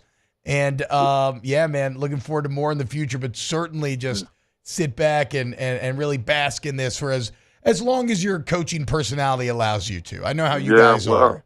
I think we got to get on the road and go to Houston, strike while the iron's hot tomorrow. We're back on the merry-go-round. But I thank you guys for the coverage and for helping us increase the exposure of our program because it's been a long climb. It's not just about this year. It's about the years that Dee Dee was here. It's about the last 12 years where we've begun to see the growth in our sport and the increased awareness. And you guys are a part of that. And I really appreciate your willingness to bring us into the fold. Hey, man. And like I said, it's earned. It's an incredible sport. And it just is so crazy that for so many years, and you touched on this, but I think I agree with it wholeheartedly. Like so many years, we were just told like, oh, it's only around because legally it has to, and nothing could be further than the truth. And more people learn not that, anymore. And then more young women are going to get into it, and then because now they're told they can, and people do care, and then it's only going to get better, and then more watching, and so on and so forth. So it's awesome, man. Thank you so much, Coach. You have a great day. Take care, Coach. National champion Jay Clark, 52nd LSU Natty. Who's going to win 53? Pretty big number. I don't know, but I need video of the headbutt. Pretty big number there. I need video of the headbutt as well. Though again, The Climb is like a very highly decorated documentary, and if there is one that maybe got the headbutt, how about the wink? Yeah. After you, because that's the other weird thing about gymnastics is trying. Again, we said it's so individual, but also trying to stay in your own zone as. Maybe during your routine, you can hear the crowd either gasp or cheer because somebody did something great or kind of screwed up somewhere else in the gym, or seeing somebody drop and then hitting your coach with a wink to say, okay, doors open, let's do this. Yeah, because it was a 9.28 that Utah got. on the vault, and so like not only like a bad score, but like there's going to be a struggle maybe to even come back from that after, because that was their first. Like that was the first one that went down for Utah. First couple struggle, but yeah, awesome job though. Yeah, because you had a 9-2. I think you had a 9-2, then you had a 9-6, so you knew they're going to have to keep that 9-6. Just have to come back from Maine. Ask the bench. Anthony Parker, LSU's collecting natties like Thanos collecting the Infinity Stones. Men's basketball is a soul stone. What will it cost? Oh boy, I don't know, man. Feels a long way away from that, but whatever. Haven't we already given up a lot before? I mean, national championship football. You finish 500 the next year. Just got our first baseball series victory. Okay, so that's enough.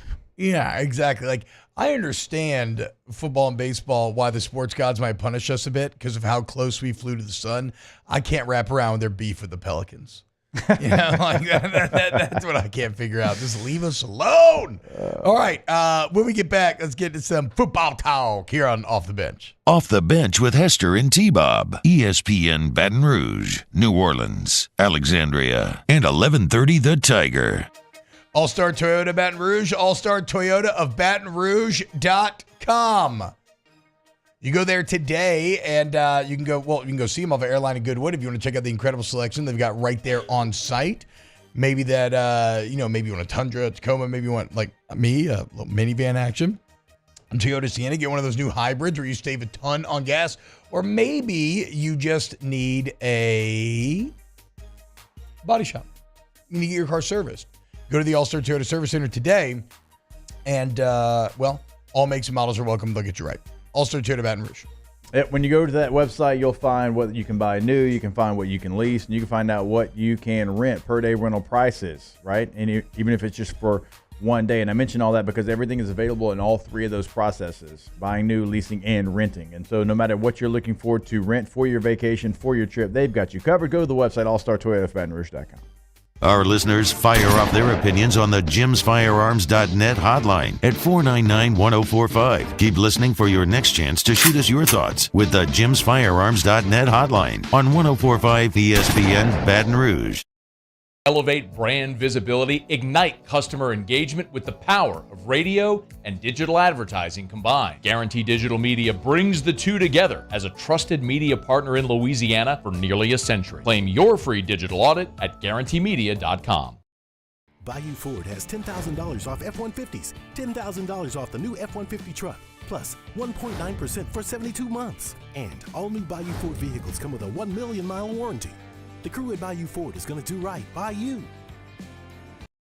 Gulf Coast Bank and Trust is giving our customers the power to bank anywhere, anytime during this challenging event. And we're right there with you. Our mobile banking app is a smart way to manage your money and time. Gulf Coast Bank and Trust, the bank that cares about you. Jerry and Benny Payne began Central Plumbing Company out of their driveway in Tanglewood Subdivision. 50 years later and 4 generations down the road, we continue to serve Baton Rouge and the surrounding areas for all of their plumbing needs. Residential, commercial, industrial, or hospitality, Central Plumbing is here 24/7, 365. We want to thank our customers, family, and friends for 50 years of success.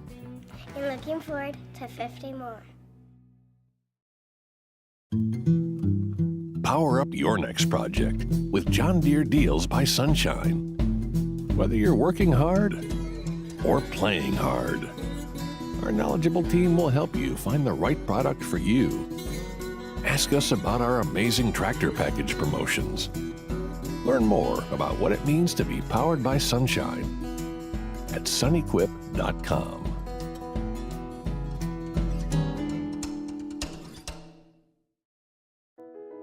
I've been doing business with Luba for 25 years. They're dependable, trustworthy. It's just the attention to detail with our clients. Our folks have years and years of experience. They're highly trained professionals, but many companies have that asset.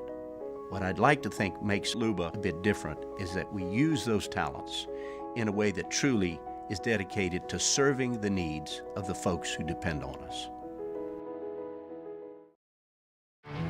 There it is, the extra mile. on the border of expected and extraordinary for those willing to go further, like vans customized for work or play, with safety and tech to keep you connected.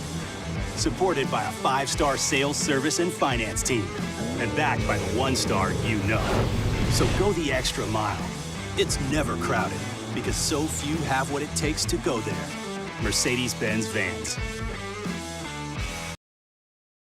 At Relief Windows, we're more than windows. We're windows, doors, hardy plank, and vinyl siding. But our number one product is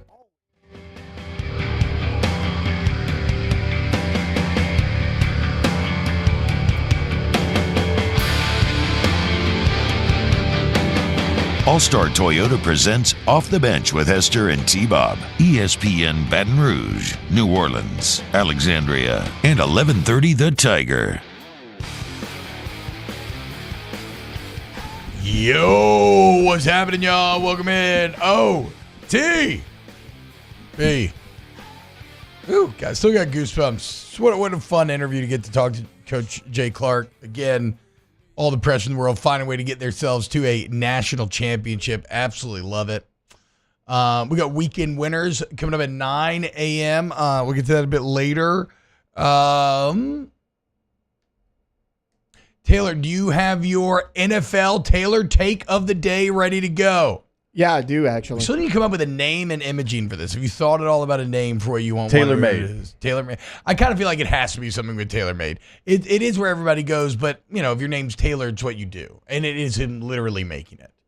But then how do we follow it up? Tailor-made takes? Tailor-made NFL take? I don't know. Whatever it is, we are now tasking Taylor, because I would say he has the most day-to-day passion for the NFL of anybody in the room. So we are tasking Taylor with bringing us what he views to be his lead story for the biggest league in the U.S. every single day. So what are we looking at today? So this is actually NFL and LSU because it involves Jaden Daniels. So we know the NFL draft is on Thursday and the draft rumors are swirling. If you guys remember last week, we were all kind of like raised our eyebrows a little bit that the Commanders brought in 4 quarterbacks and brought them in all at the same time. So James Camp a little upset by this, yes? Yeah, and his agent is retweeting negative things about that, retweeting negative things about the Commanders, and like there's apparently serious smoke about this. They had like an NFL draft coverage thing on SportsCenter on Saturday. Jeremy Fowler came on and he's like, look, you know, I've talked to people close to Jaden's camp and he has serious concerns and like there's a chance he doesn't want to play for the Commanders. And then if you go look yesterday, they had 2 or 3 mock drafts. 2 out of the 3 had Drake May to the Commanders. So there might be a changing of a guard a little bit there at the top. What do we think about it? I think this is kind of a galaxy brain, big forehead, 5D play from the Jaden Daniels camp. We talked biggest bust. When? Last Thursday or Friday? Yeah. And what did I talk about? I said, well, it has to be a quarterback because, well, they're going to get the most pressure put on them. It's going to be obvious to see the most whether they're good or not.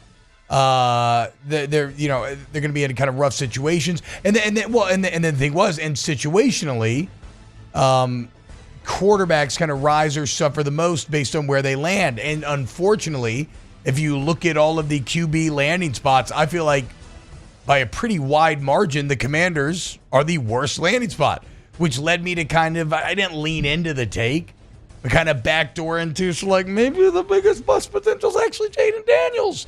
So I don't know if this is all on purpose or if they were really just pissed about them hosting other quarterbacks, but like, I don't think it's the worst thing if you were to go to the Patriots organization or somewhere else and let Drake May try to make some hay in Washington. As an organization, yeah, but like if you look at the roster top to bottom, like the Patriots is probably a worse situation right now. You have a first-time head coach. You don't know what he's going to do. Could not tell you who their wide receiver 1 is right now.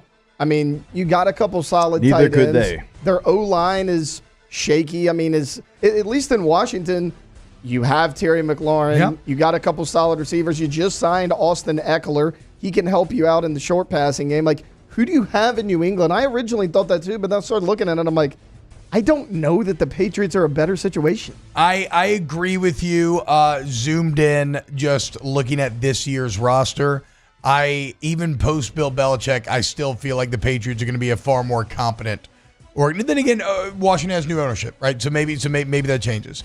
But Washington's incompetency is the stuff of legend up to this point. Yeah, I would be the quarterback. I'm a Mayo believer. Isn't Mayo obsessed with Daniels as well? Jerod Mayo, yeah. He loves Patriots head coach, right? Like he's made no bones about it that he's obsessed with Jaden Daniels, and also like again, this is probably unfair, but like I don't know, Dan Quinn does less than nothing for me. Like even though, like you said, he's unproven, Jerod Mayo feels more exciting than Dan Quinn to me. No, he does, because you don't know what he's going to do. And look, I'm going to ask you this guy's question as a strictly hypothetical. This is not a shot at Jaden Daniels at all.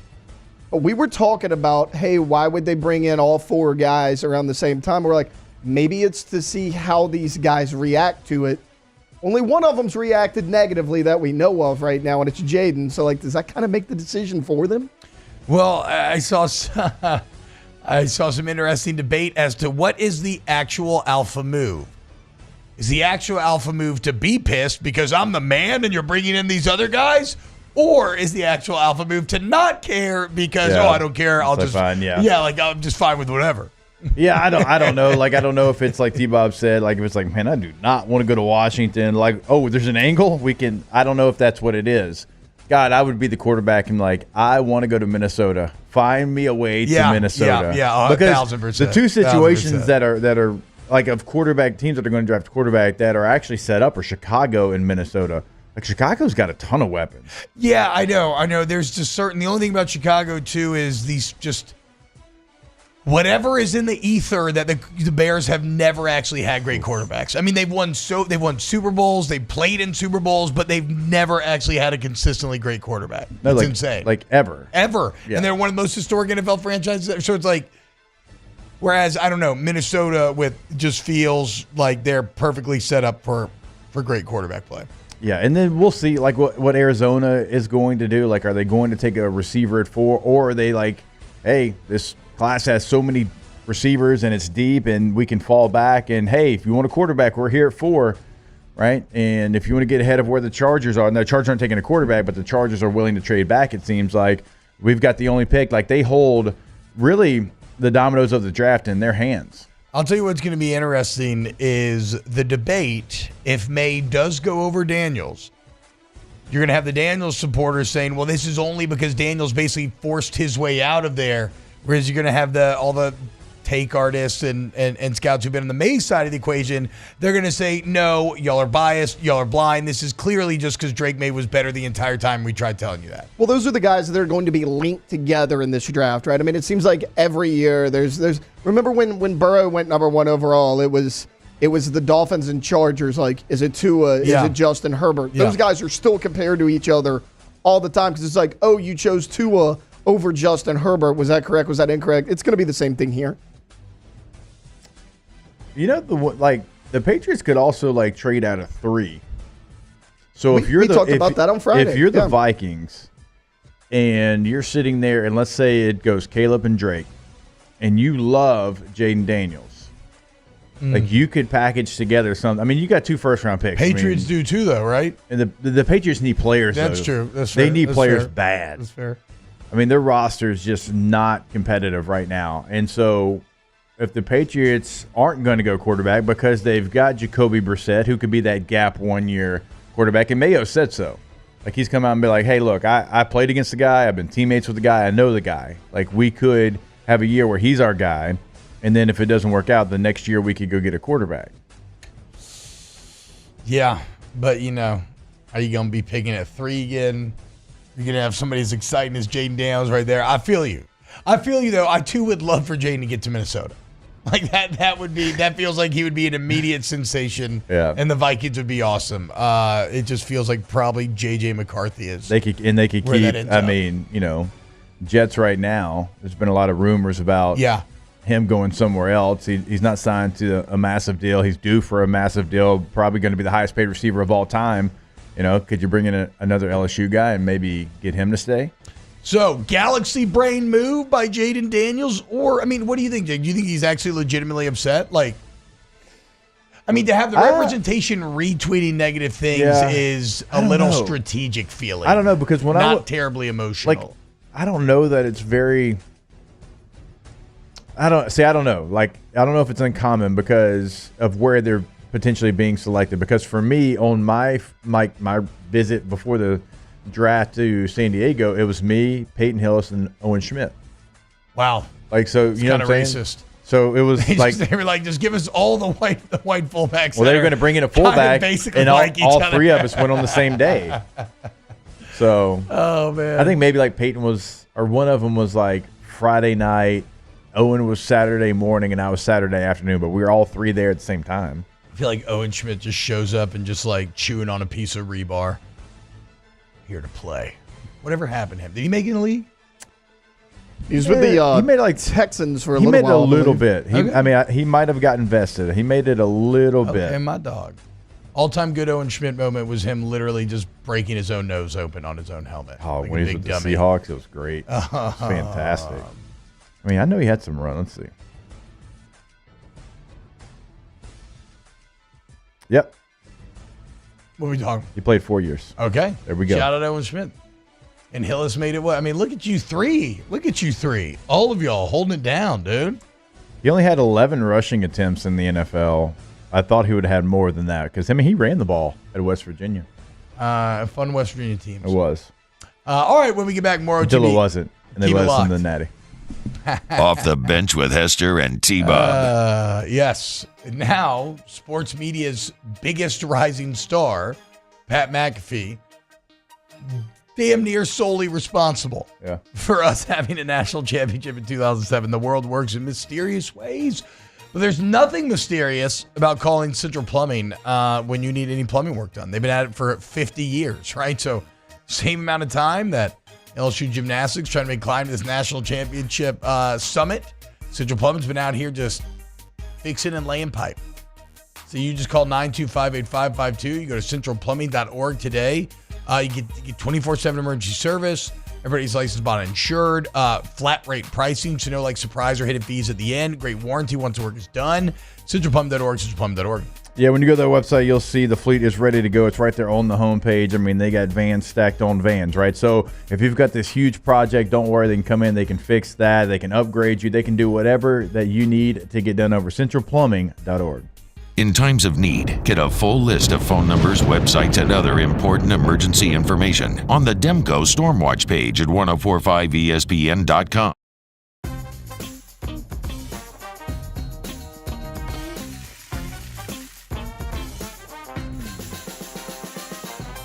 The best kept secret in town is out. Discover Tallulah at the Renaissance Hotel on Bluebonnet. Power up your next project with John Deere Deals by Sunshine. Whether you're working hard or playing hard, our knowledgeable team will help you find the right product for you. Ask us about our amazing tractor package promotions. Learn more about what it means to be powered by Sunshine at sunequip.com.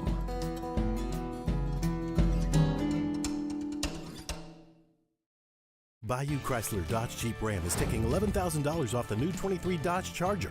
We're open for business in our beautiful new showroom and taking $11,000 off the powerful new Charger.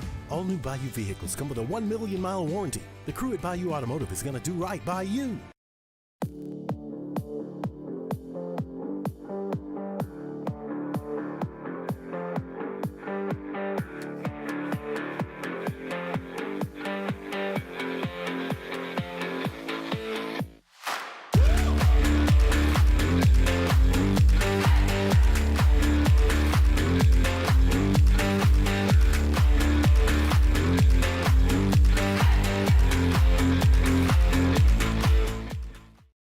Dylan Cruz here to tell you about Six Rings Baseball and Softball Camp. If you live on the North Shore and play ball, go to Six Rings Camps with former LSU assistant coach Dan Canaveri. His knowledge is second to none, and your child will improve and have fun doing it. Camps were held at Coquille Park and Six Rings Academy in Covington with 4 sessions over the summer. Full day and morning only sessions are available from ages 7 to 13. Go to sixringsbaseball.com or call 985-206-9096.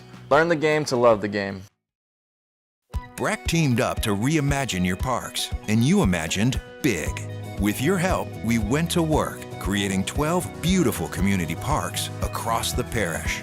A family-sized water park, miles and miles of trails, and parks just for your dogs. There are more places to splash, to explore, to run wild, and even soar. You imagined, we delivered. Gold. Breck, your #1 park system in the nation. Electricity is all around us, and our families depend on it. Every day is sparked by the power of a cold drink or a warm meal, a movie night, and a comforting light at the end of a dark hallway. From sunrise to sunset, playtime to bedtime, our team is ready to take care of your electrical needs, even in the case of an after-hours emergency.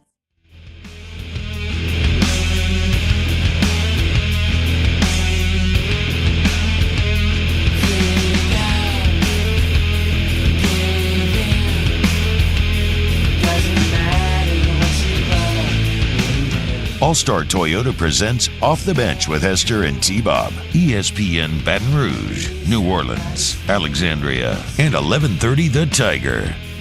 All right, welcome back in to OTB. Don't really know where T-Bob is, but it's okay. He walked out with his laptop, which makes me a little nervous. As much as we're talking about the draft, Taylor, because you hit the SAB and you weren't in here. We don't talk about the Cowgirls in the draft. We talk about the Chargers because they're going to trade back, probably, maybe select Malik Neighbors. I hope so. Obviously, the Saints. How are the Cowboys going to screw this up, Taylor? Well, they screwed it up last year taking Mozzie Smith, so I'm sure it'll be something similar to that. They need O-line help bad, really O-line. What are you talking about? He got mauled by TCU's guards. It was a great pick. Yeah. Well, I mean, I would have gone with him too because, never mind. It's a bad joke.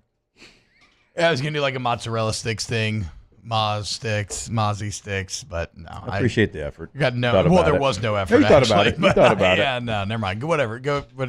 No, they need O-line and D-line in a big way. I mean, they're not so dissimilar to the Cowboys. To the Saints, but they don't need the receiver help that the Saints do. But they got issues on O-line and D-line. I mean, you lost 3 starting offensive linemen in free agency. Even though Stephen Jones came out last week and said, we haven't spent on free agents because we want to keep our own guys in our building, but they're not doing that either. But that's I don't understand who y'all are paying because y'all are always talking about how you can't pay, but then who are you paying? Well, no, so that was the thing. Stephen Jones, I guess Jerry was like, hey, go do my dirty work for me in the media today, son. He said, yeah, you guys, I know we've been criticized because we're not taking any big-time free agents. We haven't really brought anybody. I mean, the biggest free agent they've signed is Eric Kendricks. And then he said, well, we really like to keep our guys in-house. Like, you'll see that costs a lot of money to do that. I'm like, well, who are you paying? Because last year you let Dalton Schultz go, and you're like, we did that to keep Tony Pollard. But this year you let Tony Pollard go, so you didn't keep either of those guys. It took you forever to pay Zach Martin. I mean, we talked about that last year. There was a contract dispute with them during the season. You let Tyron Smith go. You let Tyler Biotish go at center. So there's 2 of your starting offensive linemen. Dak is not under contract after this season. No, the Dak thing is still weird as hell. CD Lamb and Micah Parsons are not at voluntary offseason workouts because both of them are looking for new deals. So who are you paying? Well, all of your stars are sitting out because they don't have new contracts. I'm looking right now. Dak cap hit $55 million. DeMarcus Lawrence $20 million. CD Lamb $17 million. Martin $15 million. Trayvon Diggs $14 million. Gallup's got a $13 million cap hit. And they're trying to trade him, but with that kind of cap hit, I don't. $13 million for a fourth receiver. Often injured number 3 receiver. Y'all are just saving space to pay Dak next year. You got to resign him. Can't let him go. What are you gonna do? They don't even have the space to pay him. Paying Trey Lance $5 million. Jeez. What? Your third string. They took on the contract that the 49ers had on him. He's under a first-round pick deal. Oh, this pleases me.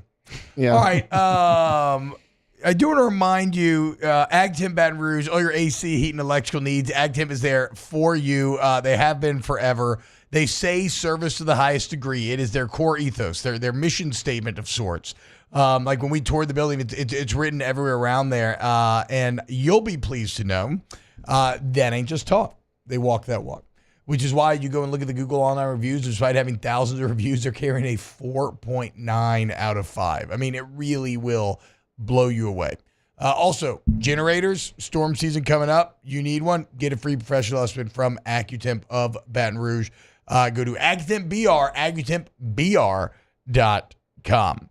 All right, when we get back, I want to go to break here. And then when we get back, I want to talk Saints. And I thought Underhill and New Orleans on football had a really good piece kind of exploring the Saints needing to maybe change some of their core draft day operating principles. And so we'll break that down next here on OTB. Off the Bench with Hester and T-Bob. Community Steel Company, CommunitySteelCo.com. You need real steel, you need community steel. Where, I mean, these deals are so good, you could describe them as a steal. If you need purlin, tubing, sheet metal, steel accessories, metal buildings, it's all there for you. It's all manufactured right there in Gonzales, Louisiana. You can go meet the live and local sales team. You can go see the product, touch it, feel it before you buy it. And it's going to be at the best price because they go direct from getting the steel wholesale to then manufacturing it themselves. No middlemen jacking up the price in the back end, okay? So figure out why they have all these national steel boys so mad at them. Go to CommunitySteelCo.com today. And you can go see them. As T-Bob said, you can go see for yourself. But the good thing about it is they're open at 7 a.m. So as soon as you hear us, you can go see them because they open early. They are ready for you. You can also pick up the phone if you can't get there, 225-647-2020. Our listeners fire off their opinions on the JimsFirearms.net hotline at 499-1045. Keep listening for your next chance to shoot us your thoughts with the JimsFirearms.net hotline on 1045 ESPN Baton Rouge.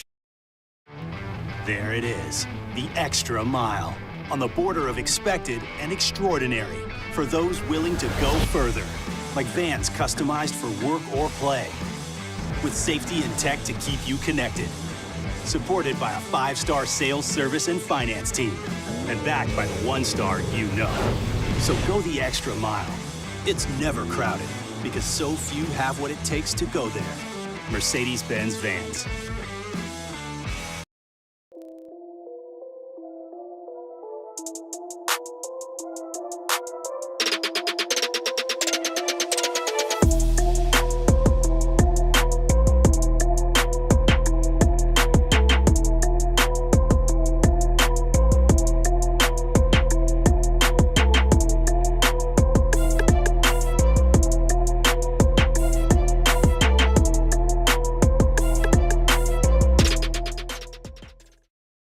Hey, it's Matt Moscona. For years, you've heard me tell you about Insurance Network of Louisiana, helping you find better coverage for less money. But it's not just for your home and auto. They also offer commercial property. So, retail stores, professional offices like doctors, dentists, attorneys, clothing boutiques.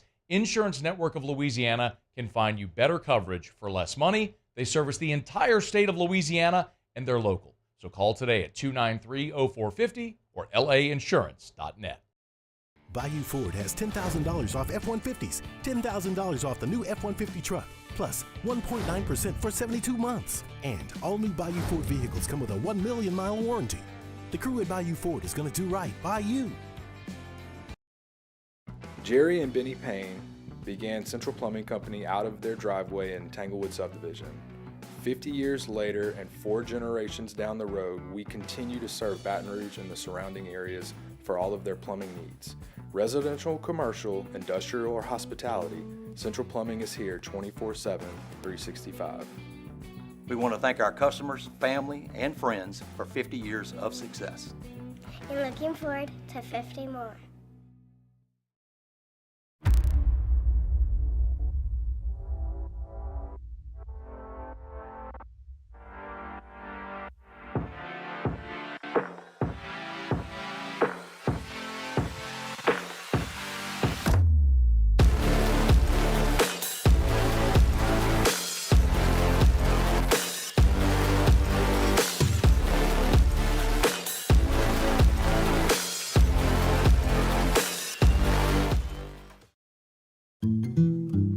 Power up your next project with John Deere Deals by Sunshine. Whether you're working hard or playing.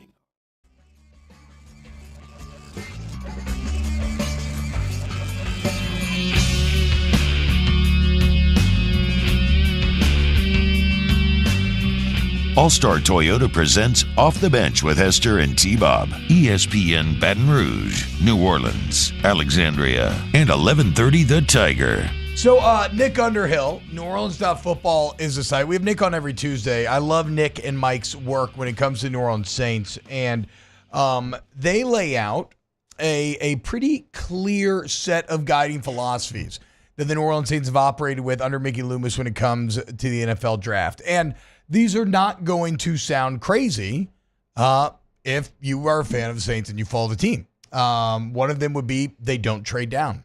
They just don't do it. At a time where you saw many other teams try to find as many opportunities as they could to trade down, just to amass resources, throw guys against the wall, and see what sticks. The Saints believe much more in what you could say is the second part of the philosophy. They target players and then they go after them. The Saints, and it feels a bit almost hubristic to me, Jake, a bit prideful. Same thing. Hubristic. In that if you're someone who believes in trading up to the thing the Saints does, basically what you're telling me is no, our scouting is rock solid and we know who's going to be good. Which again I say is prideful because we all know that if anything, the scouting science is incredibly inexact. And so, like, from an outsider perspective, I always felt that, well, why don't we diversify the portfolio, take a little risk away from the situation by not having all of our eggs in one basket? But the Saints tend to think, no. We know when we've identified a guy that we want, and we're going to go get them. And their third guiding philosophy would also be kind of speaking into that willingness to trade up, which is they always prefer an asset now over an asset later.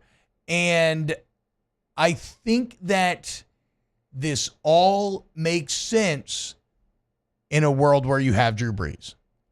In a world where you have your franchise quarterback figured out, that can make up for so much bad, that can keep you relevant, that can give you the ability to miss on some of these decisions and not feel it as badly as you would otherwise, this makes sense. But when you don't have that guy, when you have so many different clear deficiencies, like these Saints must be willing to adjust and or completely move away from these philosophies. Yeah, that's what I was going to say is their window was open for so long. And NFL windows just don't stay open for that long. No. And theirs was for like 2 decades. Just does not happen. And so for them, they always felt like they were one away. Let me get this player because our team is already set. We've got a great group of veterans. We've got enough rookies, enough young talent. We just need that one player to change the game. And that's why that sometimes you try to be the smartest guy in the room and get a Marcus Davenport or a Peyton Turner or somebody that's off the beaten path, right? Because you feel like you're that one guy away that nobody else is really, knowing about, like you feel like you know about that player, whatever it might be. And so that's why they haven't, in my opinion, traded back ever, is because the roster always dictated that they were one player away and they could make a move and they didn't need all the draft assets, even though really when you look at, one of the drafts they had, what was it, 2017, where they hit on like so many different. No, they've had 2 golden drafts. 17 was one of them, and then it was 06 when they get Colston and everybody. That was the other. That was Restreif, Colston. I think it would have been 06. That was the other golden draft, and the tail on those drafts is pretty incredible. So when you've actually, done it right, you've drafted well, like that's actually been a core of your team. But again, where their roster was, and credit to them for being in that window for 2 decades. Again, that just doesn't happen. But I think that led to them always figuring, you know what, I think we're one player away. And so you make all those moves. And now that you're clearly not in that window is not open like it once was for 2 decades. Like you have to change your philosophy. You have to change your mindset when it comes to the draft. But I think they're so stuck in their ways because it worked for them for so long, and that's the way that they kind of viewed the draft, that I don't think they can go back, because in their minds and the moves that they're making, they're telling you they think they're still in that window. Bringing in a Derek Carr, bringing in people that were around him in the Raiders organization to try to make him as comfortable as possible. They feel like they're in there. So that reason, I think that there's a little bit of this offseason, Jake, where maybe you can start to see the first inklings of, okay, we need to start being a bit more future conscious. Because you've seen them for the first time not go all in on exploiting the cap and pushing costs down the road. Like they're eating a couple contracts. They're There's been a not a full reset, but kind of a soft launch reset on some portions of the cap. Pop-up shop reset? Now it's tough, right? Because it's kind of like it's a bit of trying to have your feet in both areas, right? You're trying to kind of have your cake and eat it too. Like you're still saying, okay, we still want to be like maybe playoff relevant, but we also recognize that we do have to be a bit more future oriented in terms of how we're thinking and building the team. And so I would hope that when it comes to the draft, Jake, it's not a soft reset and it's a full-on recalibration of how we're doing this. Like we talked about it a couple days ago and we were all agreed, but like there is 0% chance in hell they should trade up in the first round. I don't give a damn what the situation is. You need to pick at 14. You need to pick at 45. If you want to talk about packaging some of those fifth rounders, okay. But even then, what I get worried about is like giving up like a second round pick next year for a third round pick this year, which is a hypothetical that Nick gets into. And it's like, you feel like it matters more because it's now, but honestly, you're just giving up a third for a second, right? Just a calendar year is different, but like that's bad math. You don't want to do that. So no, I want the Saints to stay pat, draft where they're at, and start to plan for the future. Yeah, they need younger assets on this roster. I fully believe teams are built. The best teams are built through the draft. When you look across the NFL, when you look at the Chiefs, when you look at the 49ers, like for the most part, those teams have been built through the draft. Now, they do a really nice job of identifying free agents here and there, and they might make a splash. They might bring a player in. But just think about where those teams are, and they've been I would say the most consistent teams in the NFC and AFC. Well, they're built through the draft. It's not to say that you can't sign free agents, but think about the teams that always sign free agents. The Commanders, the Cowboys, teams like that, and they don't have postseason success.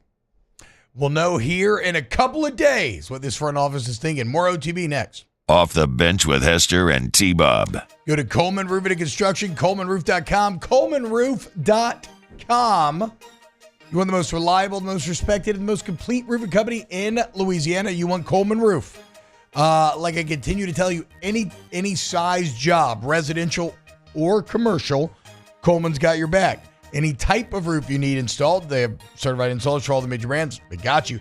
Anywhere in Louisiana, anywhere in the Gulf South region, they got you. And again, it extends beyond your roof to the construction portion of it, where they do your interiors as well. Like the hypothetical we were told is like, hey, let's say a house falls in your tree. Not only do they rebuild the roof, but they rebuild the interior, right? Or you get like water damage on the house falls in your tree.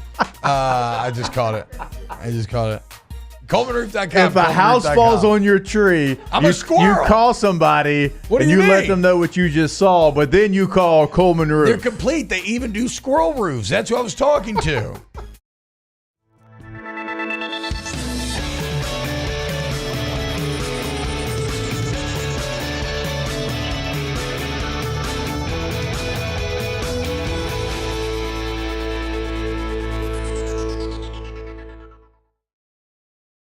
The Windsor Senior Living Community in Mandeville, Louisiana is a beautiful, vibrant apartment community geared towards seniors.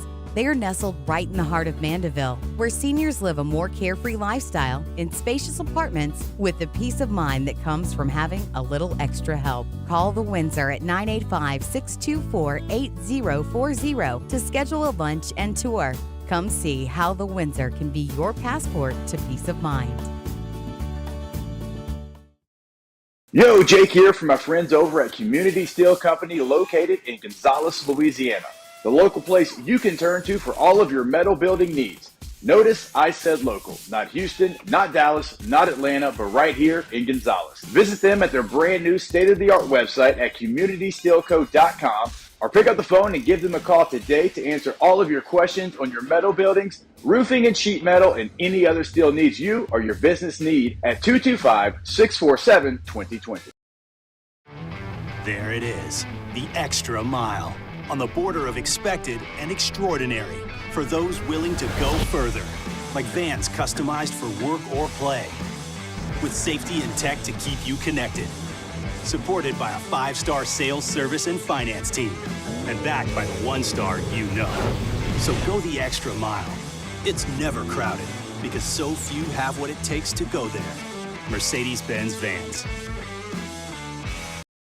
Dylan Cruz here to tell you about Six Rings Baseball and Softball Camp. If you live on the North Shore and play ball, go to Six Rings Camps with former LSU assistant coach Dan Canaveri. His knowledge is second to none, and your child will improve and have fun doing it. Camps were held at Coquille Park and Six Rings Academy in Covington with 4 sessions over the summer. Full day and morning only sessions are available from ages 7 to 13. Go to sixringsbaseball.com or call 985-206-9096. Learn the game to love the game. Breck teamed up to reimagine your parks, and you imagined big. With your help, we went to work, creating 12 beautiful community parks across the parish. A family-sized water park, miles and miles of trails, and parks just for your dogs. There are more places to splash, to explore, to run wild, and even soar. You imagined, we delivered. Gold. Breck, your #1 park system in the nation. Gulf Coast Bank and Trust is giving our customers the power to bank anywhere, anytime during this challenging event. And we're right there with you. Our mobile banking app is a smart way to manage your money and time. Gulf Coast Bank and Trust, the bank that cares about you.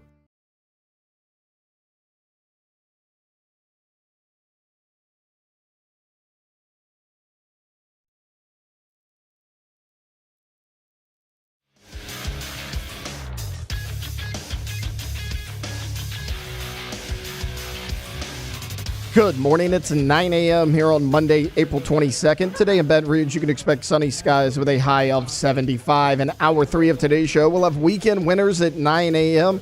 And we'll continue some talk about LSU football. If you missed hour 1 or 2 of the show, you can catch them in the on-demand section at 1045ESPN.com. You can also follow us on Twitter or Instagram at OTB_ESPN and watch us on YouTube at the 1045 ESPN channel. Hour number 3 of Off the Bench, live from the Mercedes-Benz of Baton Rouge studios, starts now. Let we go! All-Star Toyota presents Off the Bench with Jacob Hester and T-Bob Hebert. Yeah! Off the Bench with Hester and T-Bob. Hey, they said I got to come off the bench. All-Star Toyota presents Off the Bench with Hester and T-Bob. Yo, yo, yo. Oof.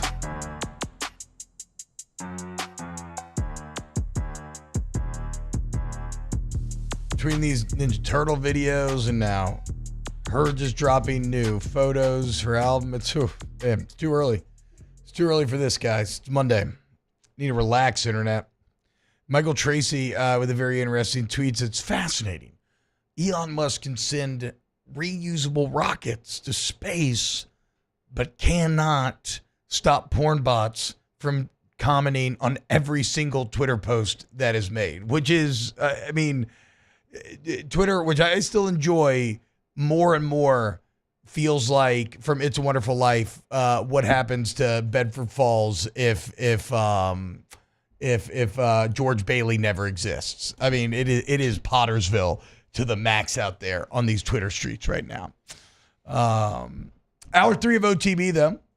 Welcome in. We've talked a lot of, we've talked Saints. We haven't touched on LSU yet. We'll get there. Or, excuse me, LSU football at least, but talked basketball, finding a way, baseball, finding a way to win a series finally. And ironically, not in the game. The only one you lose is the one when Luke Coleman pitches.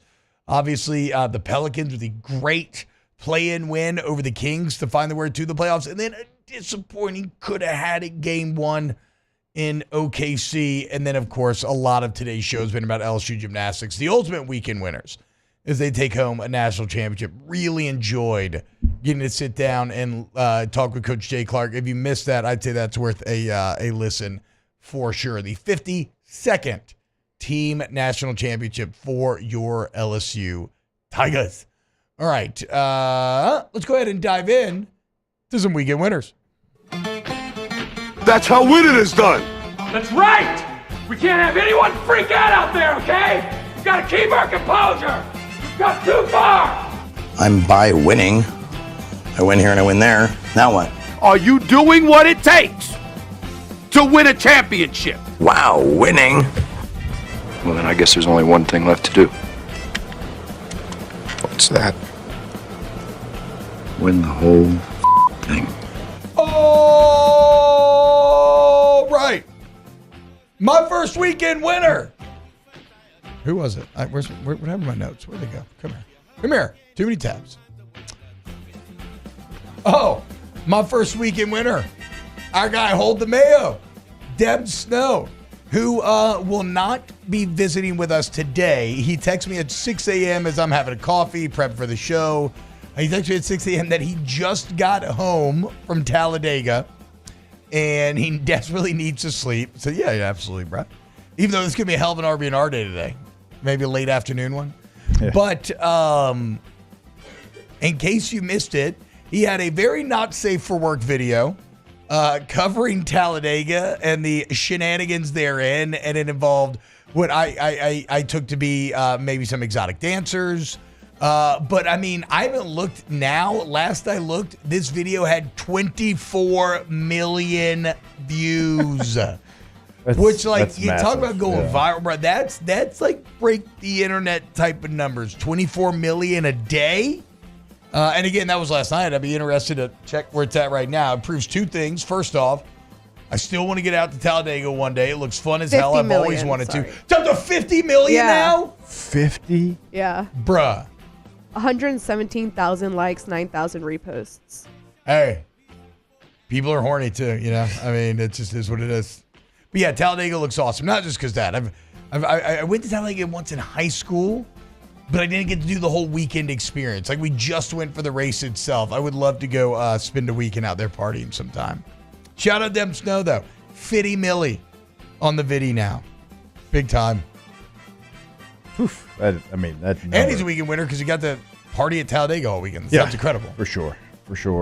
Gosh, that's such a big number. Weekend winner Travis d'Arnaud, Atlanta Braves catcher, hit 3 home runs in the same game against the Texas Rangers. And so, like, that's reason to be a weekend winner. But that's the second time that he's done it in his career. Only the third catcher in Major League Baseball history. I think Carter for the Mets and I think Bench for the Reds are the only other two to do it. So you go 3 home runs in a single game? Yeah, 2 pretty good catchers to be in the same company with. And so the only time that catchers have done it twice, and now Travis d'Arnaud is in that company. This is a tenuous connection at best, but I'll go ahead and throw a random weekend winner to Tennessee baseball's Christian Moore, as Tennessee had that massive series with Kentucky this weekend. They split the first 2. They're in a rubber match game 3, Jake. Christian Moore hits 3 home runs in the rubber match to win 13-11.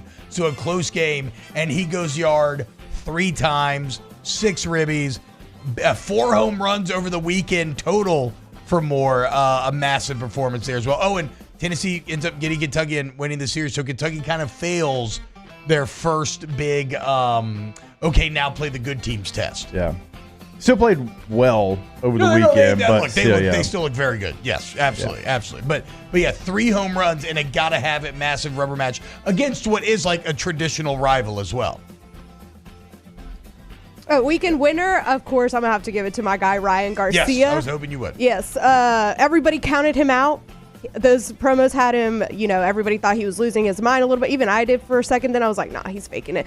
And well, did he do anything to dissuade us that he's losing his mind? No, except for win this fight. And he was the plus 550 underdog, and he put on a clinic versus Devin Haney on Saturday night, and he even bet $2 million on himself. So he made some really good money off his own fight. Is that allowed?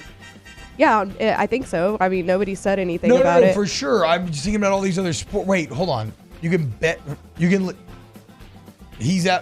bet on yourself in fighting? Yeah. I didn't know that. That seems kind of crazy. Yeah, didn't Mayweather used to do that, right? I guess he did. Yeah, I think he used to do it. You're right. I mean, I guess if it's all public and you know you're not betting against yourself, so you're not taking falls or anything, hell yeah. So I wonder if he was just like doing all of that, one for the promos and also to give himself good odds like that. But yeah, exactly right. Right. Yeah, see that's where it gets kind of interesting, right? Yeah. He's literally juicing the odds by acting weird and crazy. Crazy. Now. So I agree with Jake. Jake laid out the fight history between the two the other day, and it's insane that he should have been plus 500 odds to begin with. But didn't he have to give back $1.5 million for being 3 pounds over? So yeah, he was 3 pounds overweight, and they made a bet $500,000 per pound that you were overweight. So he paid Devin Haney $1.5 million. But when you make $12 million off yourself, I guess that's not that big of a deal. So this man, knowing if he doesn't make weight, he's going to lose $500,000 a pound and not get the actual belt. Yeah. Knowing all of this, he walks out and chugs a beer on the scale and weighs up 3 pounds over. This dude is the definition of throwed off. Ryan Garcia. Then in the middle of the fight, he's like, yeah. He's like, roll. I mean, there was some style in that performance, but geez. Ryan Garcia won that fight outside of the ring because Devin Haney went in there wanting to make a statement move, and he just doesn't punch as hard as he thinks he does. He had to like go in there and technically fight him, and he didn't. So not only was Garcia like plus 550, for him to win on the scorecard was plus 1,900. What? Yeah. So if you bet on him to not only win, because a lot of people thought if he wins, it's going to be because he knocks him out. Yeah. Plus 1,900 to go to the scorecard. Yeah. Right before the fight. What? That's wild, bro. Shout out Garcia. Shout out Ryan Garcia. So what happens now? But so Haney still has the belt though? Yeah, because they couldn't fight for the belt because of the. So now they got to do a rematch. I mean, he's like a paper champ at this point. But that's why Garcia's made everything awkward. Yeah. Like, what are you doing, dude? Make weight. Make weight. But still a weekend winner. I agree. Deeply unserious. I'll extend it to Mexicans. We continue to dominate the sport of boxing. True. Will Garcia ever replace Canelo? Not like in terms of being the hero of Mexico. I don't know, just because he's Mexican, but he's also Mexican American. Yeah. So we need but I think somebody from Mexico has to. Because I mean, Oscar De La Hoya was the same situation. Yeah, and somebody told me you're throwing money away betting on Ryan Garcia. I made money, so suck it, nerds. Yeah, suck it. Taylor. Yeah, weekend winner for me is Anthony Edwards. He had 33 points, 9 rebounds, 6 assists. Timberwolves dominate the Suns. But, guys, Edwards is only 22 years old, and in all of his career playoff games, he's averaging 34 points a game. I mean, this is a guy that's pretty much a top 10 player in the NBA now, and he showed it again on Saturday. So, weekend winner, Anthony Edwards. Yeah, imagine that. Sometimes guys just take a little bit to develop. Yeah. Weekend winner, Baton Rouge Ballet. Went and saw Cinderella yesterday with my daughter for her 4-year-old birthday party. It was absolutely fantastic. Little daddy-daughter date. The performances were beautiful. Again, massive shout-out to Miss Molly and the entire crew over there and Sharon and everybody else as they ride off into the sunset with a big success. And then weekend winner. So it's weird because this streak ended up breaking, but he did hit it on Friday. Jack Caglione had 9 games in a row with a home run, which tied an NCAA record. He missed out on a shot to get his own and get 10 in a row, which would have been tight. But 9 games in a row, Caglione went yard. Now Florida's down bad, but he's not. That's insane. Yeah, Florida is down bad. Florida weekend loser. All of a sudden, them two at risk of not making the postseason.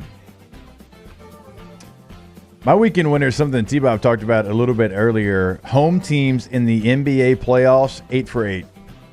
8 for 8. Yeah. Home teams went out there and won the game. I forget the number. I'll look it up during one of the breaks. If you put a parlay together of just money line home winners, you'd have made a lot of money over the weekend. But it's proof that the regular season, going out there and trying to get that home court advantage, man, because the playoffs changes in the NBA. Yep. The playoffs in the NBA and the regular season in the NBA aren't distant cousins to each other. Just the level of defense that's played. And we saw it last night in the Pelicans game. Yeah, 94. Right? I mean, every possession is a contested shot in the playoffs, where in the regular season, you might get that in the final 3 minutes of a game. And the home teams fed off the crowds and went out there. Now, you could say, well, sure, they should have won. Going 8 for 8 is crazy. Yeah, exactly. I mean, it's why, again, the odds would have been astronomical had you bet on this. Anybody else? Yeah, I got one.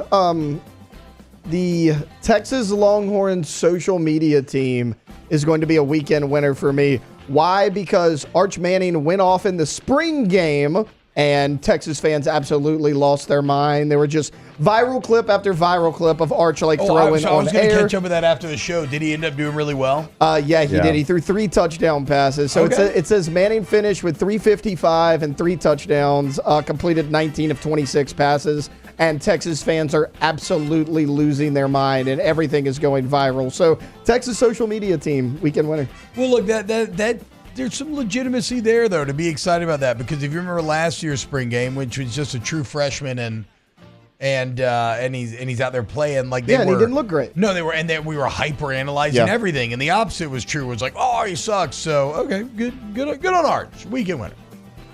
Scotty Scheffler, weekend winner because he won again. I mean, the 4th time his last 5 starts. First player since Bernard Langer back in '85 to win right after winning a Masters green jacket. And it's interesting, y'all were talking about the other day, the advanced analytics that basically we haven't seen since Prime Tiger. Well, I mean, just from a raw wins in a row standpoint, you haven't seen this since Prime Tiger either. So weekend winner, Scotty Scheffler. Somebody said, like, finally he gets humbled, and it sent a picture of the hospital bed that all dads sleep on while your wife's giving birth. The chair that turns into the bed. He said finally he's going to get humbled over the next couple of days. And then he goes and wins. Oh, wait. Okay, so she had the baby? I don't know. I don't know if she did. He said, like, I think because, I mean, we got to give Paul Skeens a weekend winner. What he's doing right now, he's got more pitches over 100 miles per hour by 6 times. 6 times more pitches over 100 miles per hour than any pitcher in baseball. That includes baseball. Yeah, any starting pitcher in baseball, 6 times the amount of pitches 100 miles per hour or greater right now. I mean, he's on a different level. He continues to strike out people at one of the highest clips we've ever seen. He hit 102 the other day in a game. I mean, he's going to be a big leaguer here any moment. And he seems like he has that Randy Johnson where it doesn't look like it's taxing on him. He's so whip-like with it and so smooth with it. There's nothing, again, it just doesn't feel harsh. It doesn't feel like he's having to push to generate that velocity. So when's he going to get called up, baseball guys? I don't fully understand how this works. I mean, the timing of it's all so confusing. Like, why is he not up already if he's just out here mowing people down? Okay, so if he gets called up, then, like, his clock would start. And so, like, you get an extra year, basically, of control if you delay it by just a couple of weeks. So out baseball. So because of that, now the Pirates are 500. They're 11-11. So not, one way or the other, I guess. But he could slot into their rotation, obviously, like right now. So I would say a couple weeks, once that clock kind of goes to a point where you'll get that extra year, then he'll be called up immediately. Any more winners? You guys back there? Nope. Really exciting weeks for you two, huh? I'm a weekend loser, but I didn't want to kill the vibe. Yeah, no. So, Losers are always welcome. Okay, it's just kind of sad. Coben Porter, the brother of Michael Porter Jr. Oh, yeah. Is in prison for, Wait, what was it? It was a wreck and somebody died in the wreck. Fatal hit and run. Yeah. He ran a red light and hit. When it rains, it pours for the Porter family. And that's what I was gonna say. Like, if Jonte Porter being suspended for life, right now Coben going to the prison. Yeah. Otto Porter got to be going through some things right now for sure. Brutal. Taylor, do you have anything that could kind of be a verbal mouthwash for the darkness that Alondra just brought up? To be fair, it was dark. I didn't think you were actually gonna potentially darken the mood, Alondra, but you did. So congratulations. I did. Taylor, anything? You come up with something. Give me something to wash it out. Turnpike Troubadours was really good. Oh, there we go. Okay, weekend winner. Turnpike Troubadours. Hell yeah, there we go. Taylor. So walk-off home run. This is a weekend loser. A walk-off home run in the Rockies-Marlins game was taken away because of a fan interference. So what? They hit a home run. The Rockies hit a home run, and the Marlins outfielder's going up to catch the ball. It's out of his reach, but a fan reached his glove over the wall, knocked the ball back into the field of play. So Colorado's on second with a double. Well, the Colorado manager's like, hey, can we review that? That's fan interference. they did review it because they're like, oh, it should have been a home run. But they were like, well, when fan interference happens, it's an automatic out. So now the Rockies batter's out. It would have been a walk-off home run. Now, the Rockies did go on to win in the 10th inning, but it was a walk-off home run in the 9th. The batter was called out because some a-hole in left center field was reaching over the wall trying to catch the home run. Wasn't it Yankees-Orioles in the 90s, Jake, where it was not called, I believe? Like maybe the Orioles, or maybe it was like the Orioles were about to catch a Jeter home run or something, and the fan reached over and snagged it out of him. Like, yeah. Yeah. All right, good job, Taylor. All right, when we get back, more OTB. Keep it locked. Off the Bench with Hester and T-Bob. ESPN Baton Rouge, New Orleans, Alexandria, and 1130 The Tiger. Pinnacle Exterior Construction, PECbuilt.com, PECbuilt.com. You need outdoor living spaces, bulkheads, fences, pergolas. They build it all over there at Pinnacle. But I want to talk to you about the pools because despite what this beautiful little crisp that just rolled through town has you feeling, it going to be hot, dog.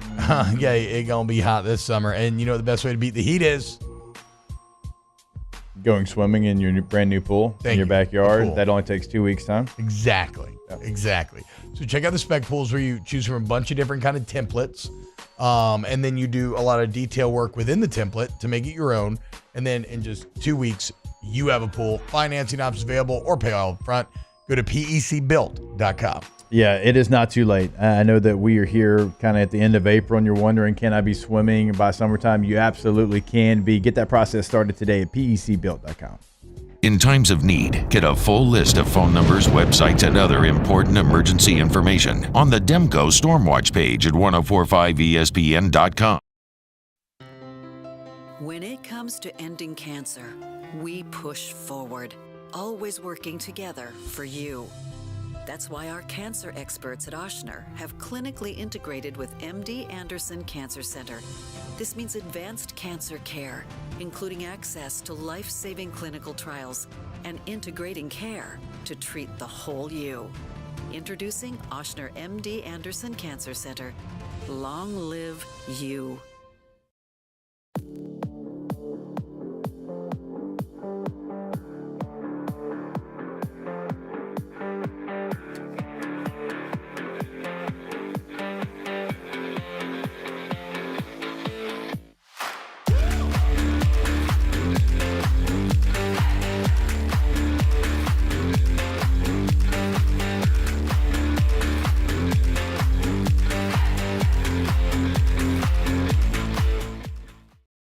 Electricity is all around us, and our families depend on it. Every day is sparked by the power of a cold drink or a warm meal, a movie night, and a comforting light at the end of a dark hallway. From sunrise to sunset, playtime to bedtime, our team is ready to take care of your electrical needs. Even in the case of an after-hours emergency, the light in your life shines brighter with Mr. Electric. Hey, it's Matt Moscona. For years, you've heard me tell you about Insurance Network of Louisiana, helping you find better coverage for less money. But it's not just for your home and auto. They also offer commercial property. So, retail stores, professional offices like doctors, dentists, attorneys, clothing boutiques. Insurance Network of Louisiana can find you better coverage for less money. They service the entire state of Louisiana, and they're local. So call today at 293-0450 or lainsurance.net. Power up your next project with John Deere Deals by Sunshine. Whether you're working hard or playing hard, our knowledgeable team will help you find the right product for you. Ask us about our amazing tractor package promotions. Learn more about what it means to be powered by sunshine at sunequip.com.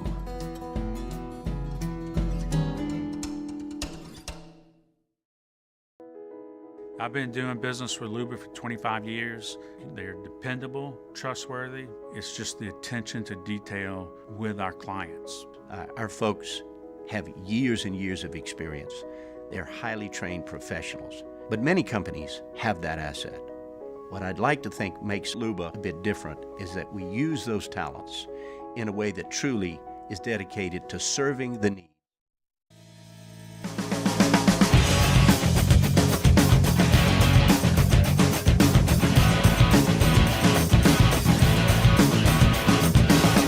All-Star Toyota presents Off the Bench with Hester and T-Bob. ESPN Baton Rouge, New Orleans, Alexandria, and 1130 The Tiger.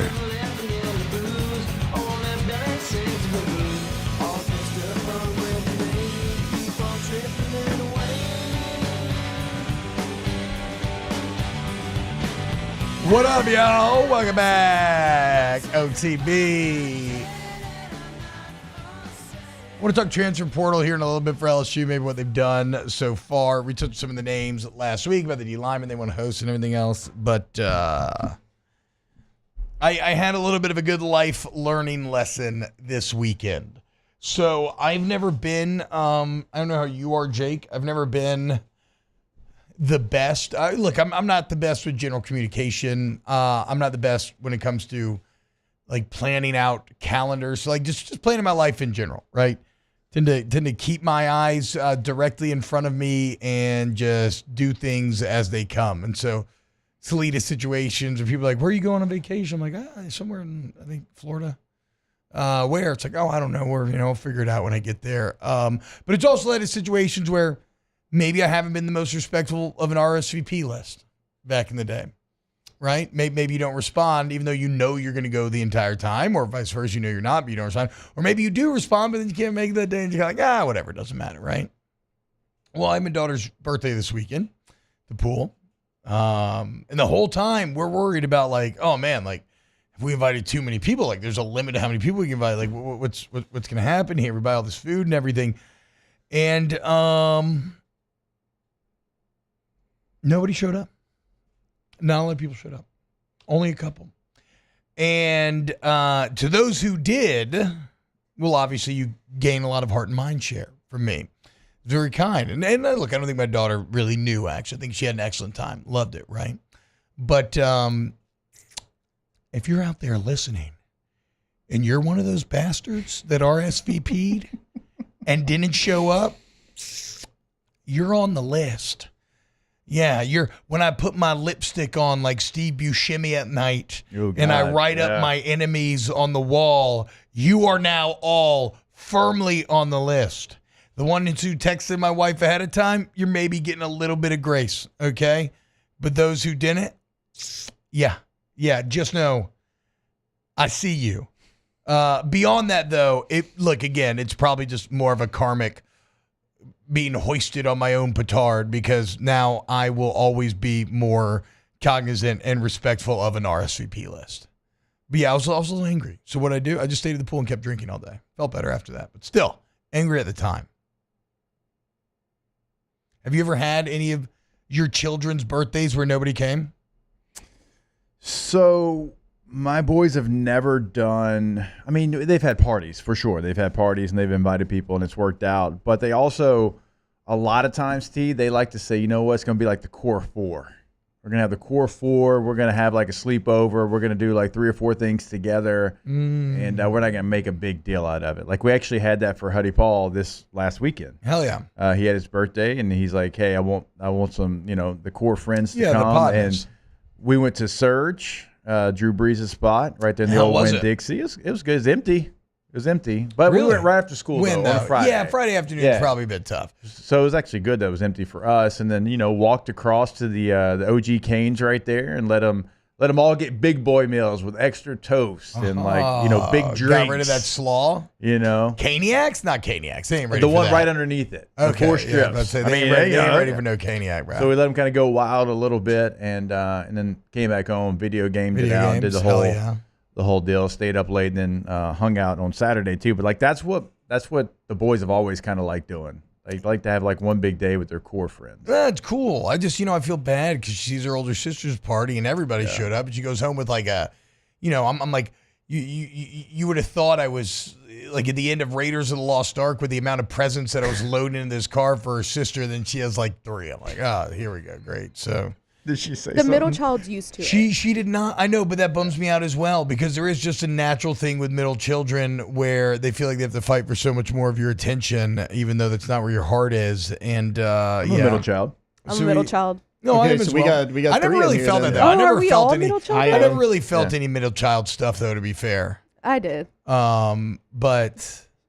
But I don't No, know. I mean I didn't either. I don't know. Just I'm gonna fight you if you didn't show up. Just know that. So don't see me. The next parent event, don't Bet see you me. won't say a name. Miss me. Bet you won't say a name. One name. Bet. No. Bet. no, I'm Bet not you gonna won't say a I'm name. not gonna say anybody's Come name. on, no, bro. You can't say that with your chest out and not say one name. No, I'm not Come on, doxing man. anybody publicly. Just know it's on site in carpool line. Yeah, exactly. Ooh, so to you, high family. Okay. Oh, I have no idea. it can't. No, it can't be. No, because she didn't go to UI. Yeah, but he said carpool. He I was said just- that. I was just he was making a trying to joke. make I a have joke. no he idea. doesn't. He doesn't I'm just understand. trying to get a name. No, I'm not giving name, not doxing anyone. It just, Bro. Just kinda stop bummed me whenever a I little say. bit. Just stop me when I say the right name. Yeah, exactly. Jennifer. Sharon, Tammy, Jennifer. No, so Oh, hey, is that Ted? but to the Yeah. yeah, Oh, so, it's yeah. He goes, is it any one of those names with Lynn after it? He said, yep. You know what's funny about that? My older sister, Cammie Lynn. Cammie Lynn Hebert. That's a country ass sound name. That right is a there. country name. Country. Oh, that's old Cammie Lynn. Oh, I think he's calling Cammy. I I guess guess they they just didn't come from doxed my sister. California. Yep. Yeah, exactly. Yes, yeah. Where were y'all? Why not make that trek? Huh? Yeah. Yeah. You go Where's to parties my when mom it's at? in. You go to parties when it's in Cabo, but not when it's in Baton Rouge, huh? Isn't that funny how that works? That's weird. Isn't that funny how that works? Wow. But Where's Bo? Bo there? no. Not even family same. Wow. No. Wow. But for those who did come, thank you. It was a great time. We had a great time. But yeah, no, not even the candidate. Candidate ended up showing up Sunday though. He was at a Northwestern State spring game Saturday. They had all the old greats back. Gary Reasons, the I can't remember. He was hitting me with all the names. They had an absurd amount of NFL players. Well, it's because it's Was Coach O there? I actually don't. He did not say that O was there, so I'm not sure. But it was it's kind of insane how many NFL players they used to have on those teams. And he said that so when he first played in the USFL, he went back that fall and was running scout team quarterback for Northwestern to like stay in shape before the NFL season began, or when he was figuring out where to go. And they actually had two guys, receivers on scout team who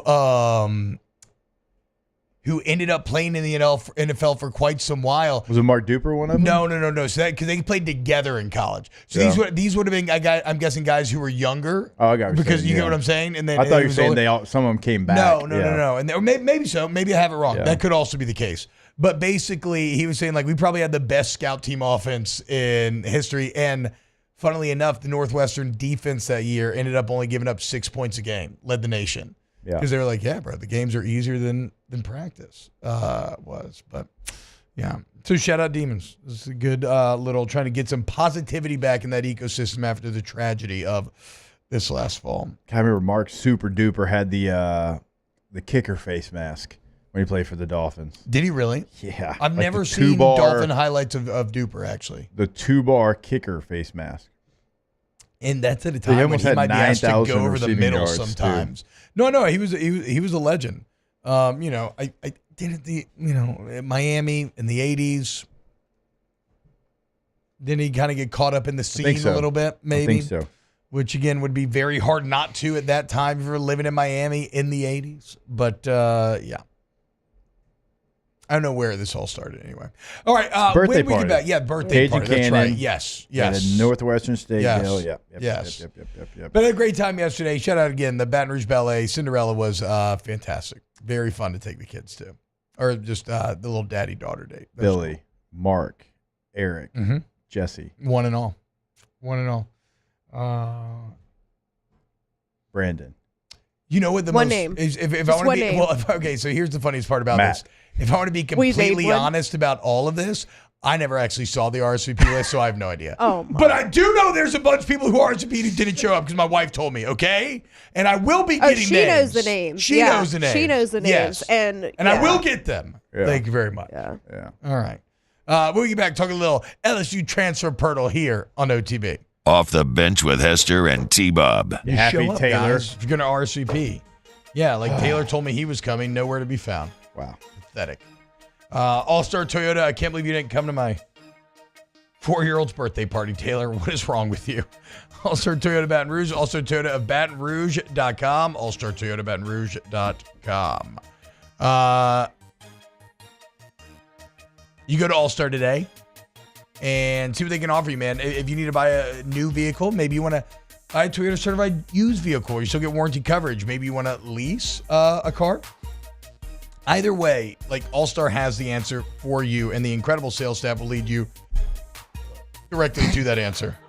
So go check them out today. All-Star Toyota Baton Rouge. You need a service center too. All makes, models, welcome. All-Star Toyota BatonRouge.com. When T-Bob had all those presents for Alice's birthday party, he had a minivan that was big enough to be able to hold all of those birthday presents. True. There was no problem. Still plenty of room for the family as well. All-Star Toyota BatonRouge.com. Our listeners fire off their opinions on the JimsFirearms.net hotline at 499-1045. Keep listening for your next chance to shoot us your thoughts with the JimsFirearms.net hotline on 1045 ESPN Baton Rouge. There it is, the extra mile, on the border of expected and extraordinary for those willing to go further, like vans customized for work or play, with safety and tech to keep you connected. Supported by a 5-star sales, service, and finance team. And backed by the 1-star you know. So go the extra mile. It's never crowded because so few have what it takes to go there. Mercedes-Benz Vans.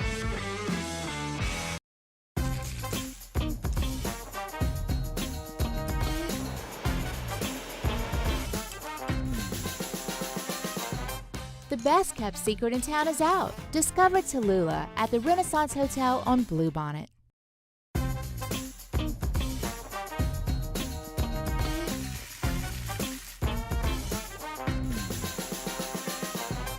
The best kept secret in town is out. Discover Tallulah at the Renaissance Hotel on Bluebonnet.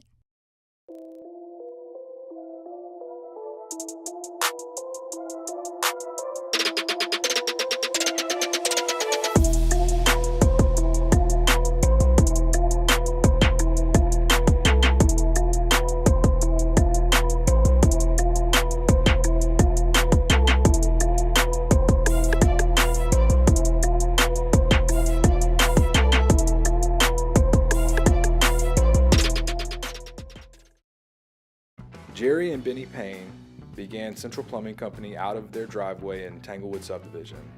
50 years later and 4 generations down the road, we continue to serve Baton Rouge and the surrounding areas for all of their plumbing needs. Residential, commercial, industrial, or hospitality, Central Plumbing is here 24/7, 365. We want to thank our customers, family, and friends for 50 years of success. And looking forward to 50 more. Yo, Jake here from my friends over at Community Steel Company located in Gonzales, Louisiana. The local place you can turn to for all of your metal building needs.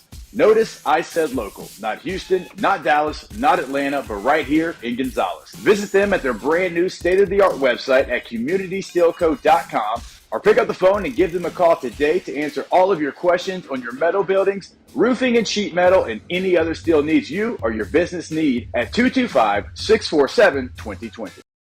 Dylan Cruz here to tell you about Six Rings Baseball and Softball Camp. If you live on the North Shore and play ball, go to Six Rings Camps with former LSU assistant coach Dan Canaveri. His knowledge is second to none, and your child will improve and have fun doing it. Camps are held at Coquille Park and Six Rings Academy in Covington with 4 sessions over the summer. Full day and morning only sessions are available from ages 7 to 13. Go to sixringsbaseball.com.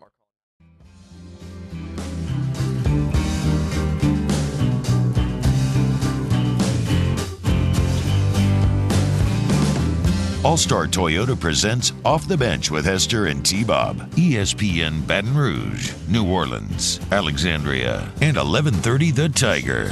Guys, David Riley is right. In the chat, David says 73 likes. Need 100s. Please go hit the like button. I agree.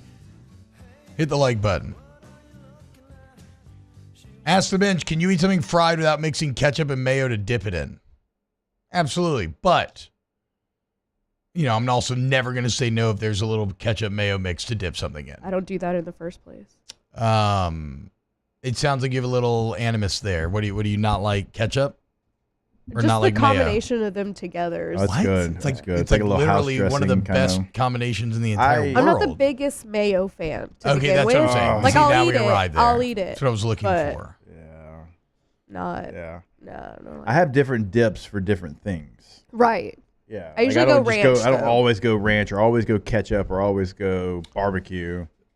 So I agree with you, but we talked about last week that pecan, that Japanese barbecue sauce. it does go on bruh, everything. That thing, you damn near dump on anything. Just All of a swirl. sudden, I'm making these. My kids love That's like true. stupid little butter noodles. Like I said, you get a Yeah, high mine quality do noodle. too. It's tasty, Mine do too. right? Yeah. But you throw some of that on there, and all of a sudden, Dad's loving it too. That's but no, actually a good answer. I want to talk to Chef Johnson about this. I thought about it. I don't know why. For this weekend specifically, I thought about this a lot, which is Ninja Turtles. No, that's just been the last hour. Okay. But I've watched that video about 1,000 times. You tweeted it too already. But Someone said, Jesus, it's 9 a.m. Blame Will Blackwell. He tweeted it to me at like 8:30 a.m. Sorry. But Thoughts this weekend. where does the seasoning end and the food begin? Right? Because if I dump Tony's on everything, or some Cajun seasoning, I like this other one, Champon's probably a little bit edges out as my favorite. But like you dump it on everything because it tastes great and you love it. But at a certain point, like what flavors do you actually love? Do you love the flavors of the food that you're eating, or are they just a vehicle to get the spice there? Yeah. And I don't know what the culinary take on that is. So I'm gonna discuss that with Chef on Thursday. But have y'all ever thought about that? Yeah. I didn't for hear sure. the question. Yeah, there's certain things that like I'm like I you can't eat. are flirting with Taylor territory No, sorry. right now. I tuned out for a second. I did. Unbelievable. Yeah. Talking about where the seasoning ends and the food begins. Like Right. if you love a seasoning that you love and you put it on everything, Yeah. are you actually eating different foods, or are you just eating that same. seasoning riding on different that's a foods? good question. And I don't know. I think it's, can you enjoy it? Do you get excited about it if it doesn't have the seasoning on it? If you still do, then it's the food. But if you're like, nah, I'll pass. Without the seasoning, it's the So that's not a seasoning. bad rule, because like, okay, a bowl of gumbo is great just as a bowl of gumbo. Yeah. But I do like it best when I also throw in a little seasoning and some Tabasco or any hot sauce. Like I Probably love, actually Crystal I more. love black eyed peas and rice. One of my favorite snacks. But I enjoy it a lot when I throw like garlic salt on it. Mhm. But I can eat it without as well. Yeah. So it's like I enjoy it more, but it's still gonna It's like get the people like they just douse their pizza in ranch. Like, and it doesn't matter what pizza it is. I'm like, are you actually eating Yeah, pizza? no, or you're just you hit him. Do you know what I mean? You know what the dad joke is there. I do that. Well, No. you know what the dad joke is. So you want some pizza with that ranch? Oh my. Okay. Yeah. I mean, it's a we had classic. a, Go ahead and file it away, guys. there's Every a- time somebody over dressing something, that is the joke that you are legally required to make. Oh, I hate when somebody's like, "You want some coffee with that milk?" Yeah, hell yeah, dude. That's what I'm saying, bro. Oh, I hate that one. It's a great joke, though. It never gets old. Anyway, what were you saying, Tyler? Oh, there's a Gaddy's Pizza Buffet like in Denham. We used to go all the time in high school, and a buddy of mine like was so self-conscious about like just getting an entire plate of ranch. He would get a salad because they had like the salad bar next to the pizza, push all the salad to one side, pour a big thing of ranch on the same plate, and then just dunk the pizza repeatedly in the ranch. Okay, did that for years. I have no shame in my ranch game. He did like he literally got a fake salad to make it look like he was actually fixing one. I mean, there should be some amount of shame of getting just a plate of ranch. Shame. Absolutely. I but guess, yeah. I'm proud of this guy for finding a sneaky way around it. Ranch on pizza is really good, though. Yeah. To be fair. I'm just a sauce person, but I'm not a ketchup and mayonnaise sauce person. Have we ever done a sauce tier ranking? No, a but we dressing should. / sauce tier list. Put that on the master tier list document. So Buffalo sauce. So is we don't up forget there. about that. Yeah, buffalo sauce goes great on anything, dude. Yeah. Pretty much goes great on anything. Chick-fil-A sauce. Avo says I take a pasta bowl for my ranch at Gaddy's. Yeah, I mean, that's what he probably should have done. If you put ranch in a bowl, it doesn't feel nearly as degenerate as just putting a bunch of it on a plate. That is true. I take back a little bit of what I said. If I could offer you ranch and pizza or nacho cheese and pizza, like the liquid nacho cheese. Ranch, because I mean pizza's already got plenty of cheese on it. CJ? See that? Yep. They don't know about them 318. They don't know. They know about the nacho Johnny's, cheese man. at Johnny's. I've never been to the 318 area. Well, they have it down here now too, but it's funny because I'll associate it with that because wait, I've never been up there. you're from Texas. Yeah. And you've but I'm never, from like central South Still, Texas. like- so I never had to go really that way. That's one thing that's shocking to me is how many people like stay. I'm not saying you. No, moved I around, do but, stay in like, my. When I went to Well- college, it was like people from New Orleans are like came way up to Baton Rouge. Was like the way that they were talking. I'm like, how you drove an hour. I mean, yeah, but it's like, you know, if I didn't have family up there, I wonder what I'd be going to the 3184 for if I didn't have like work. I mean, or I family get or it. something. I get it. Like but still, like it's shocking the amount of people that have never been there. In a Yeah. state so small, the third largest place. That's fair. You know, like in Shreveport, they've never been there. I mean, I haven't spent a lot of time in like Lafayette, Lake Charles area. Like No, very rarely almost do I none. have almost none. Like Almost driving none through. For me too. I've never been out in Lafayette, and I always heard in Me neither. college that was a better bar scene, a better night scene than what Baton Rouge had. Really? That's what everybody used to say. I don't know if that is still the case or if that's still the consensus opinion amongst the youngers. I know you're shaking your head, Taylor, Yeah, I but don't I know. don't trust your opinion at all in this regard. Lafayette's not that good. Lafayette's overrated. I mean, that's fine, but you're not you're not the person. You're too close to the case. You are too close to the case. Now, I've never But been to any you're of the not like a bars hard. out there. Yeah, that's what I'm talking about. The bar scene Yeah, specifically. I've never been to the bar scene. And Me either, so I can't. you're many wonderful things, but I don't. You're not nearly the degenerate partier that I am. And yeah, if I too thought the idea of nacho cheese on pizza was ridiculous because you're already eating pizza and like a third of pizza is the cheese. But then you take a bite and you're like, oh, okay, dude. I actually get it now. Pretty damn good. All right. Do some Ask the Bench when we get back here on OTB. Off the Bench with Hester and T-Bob. K to Z window coverings, KTOZblinds.com, KTOZblinds.com. Go to K to Z today and get window coverings that wow.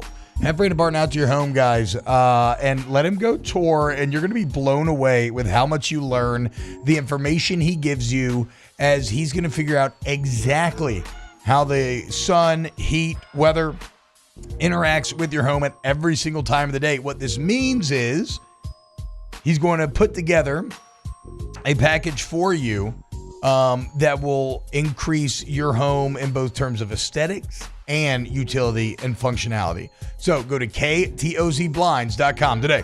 Yeah, when you go to their website, you'll see what T-Bob's talking about. I mean, they can help the interior and exterior of your home, but sometimes because they know your space so well, they can actually help both. Even if it's just like putting something in the exterior of the home, they can actually help the interior as well. Did it for me. Do it for you as well. KTOZblinds.com. In times of need, get a full list of phone numbers, websites, and other important emergency information on the Demco Stormwatch page at 1045ESPN.com. Power up your next project with John Deere Deals by Sunshine. Whether you're working hard or playing hard, our knowledgeable team will help you find the right product for you. Ask us about our amazing tractor package promotions. Learn more about what it means to be powered by sunshine at sunequip.com.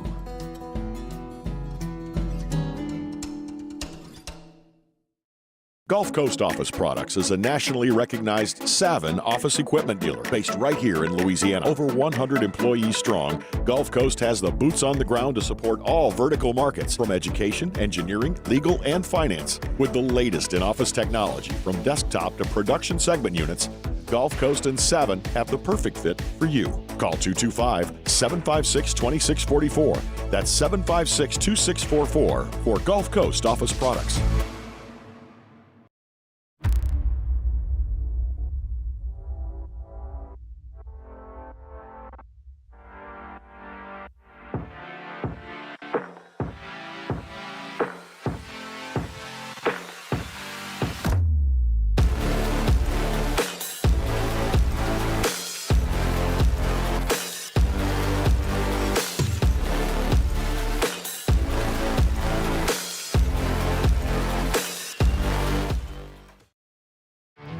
There it is, the extra mile. on the border of expected and extraordinary for those willing to go further, like vans customized for work or play, with safety and tech to keep you connected. Supported by a 5-star sales, service, and finance team, and backed by the 1-star you know. So go the extra mile. It's never crowded because so few have what it takes to go there. Mercedes-Benz Vans. Hey, it's Matt Moscona. For years, you've heard me tell you about Insurance Network of Louisiana, helping you find better coverage for less money. But it's not just for your home and auto. They also offer commercial property. So, retail stores, professional offices like doctors, dentists, attorneys, clothing boutiques. Insurance Network of Louisiana can find you better coverage for less money. They service the entire state of Louisiana, and they're local. So call today at 293-0450 or lainsurance.net. I've been doing business with Luba for 25 years. They're dependable, trustworthy. It's just the attention to detail with our clients. Our folks have years and years of experience. They're highly trained professionals.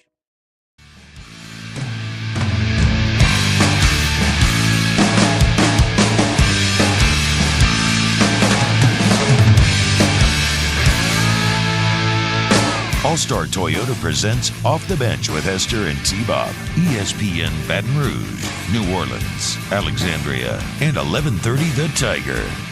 What's happening, y'all? Welcome back. Ask the Bench, brought to you by Cold Curse Light, Vizzy Hard Seltzer, and Blue Moon Light Sky. Citrus Wheat. Ask the Bench. What's the local gas station food you drive to get good? Bruh, that is a you to drive to get good. I'm going to interpret that as that's good enough to get you to drive there. We need to call 911. I don't need a ton of gas station food. I mean, yeah, I don't know that I have a ton either. I mean, yeah, I don't know. Certainly on the way to the 318.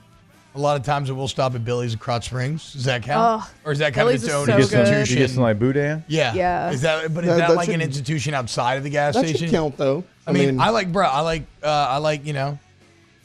gas station fried chicken. Can't go wrong with a little crispy, crunchy. Really ever inclined to go eat at a gas station. When I go to a gas station, it's typically to get gas. for a fountain. Well, yeah, but like snacks wise, it's for a fountain drink and candy. Yes, thank you, Alondra, to get gas. Yes, for letting us know that you go to get gas. Yeah. I would have never guessed. Otherwise, Saying. Ask the Bench: meat on or meatless crackling? Have I had meat crackling? Actually, I have not. I think I have before, and I remember thinking it was really, really good. I don't think I have though. I think was it like the fat almost or something? It just had a little bit of like actual chew beyond just being like the skin. Boudin balls or Boudin links? Ooh. Ugh, they're That's both tough. super good. That's tough. Yeah. I'm going to go links. I'm going with links some barely. cracker. Barely edging out balls. Yeah. Barely. Yeah. You too? Taylor, Jake? Yeah, I'll probably go links as well. Taylor? I've always been a ball guy. Yeah. Balls. Yeah, we know. I know. Ask the Bench. People tell you all the time. What's weirder, me trying my wife's breast pump or that I liked how it felt? Wait. That you liked how it felt, I guess, maybe? I don't know. Enjoying it. You liked how it felt. Definitely admitting you enjoyed it. I think that it's kind of tough to say that either is weirder because I don't think there's anything wrong with a little curiosity.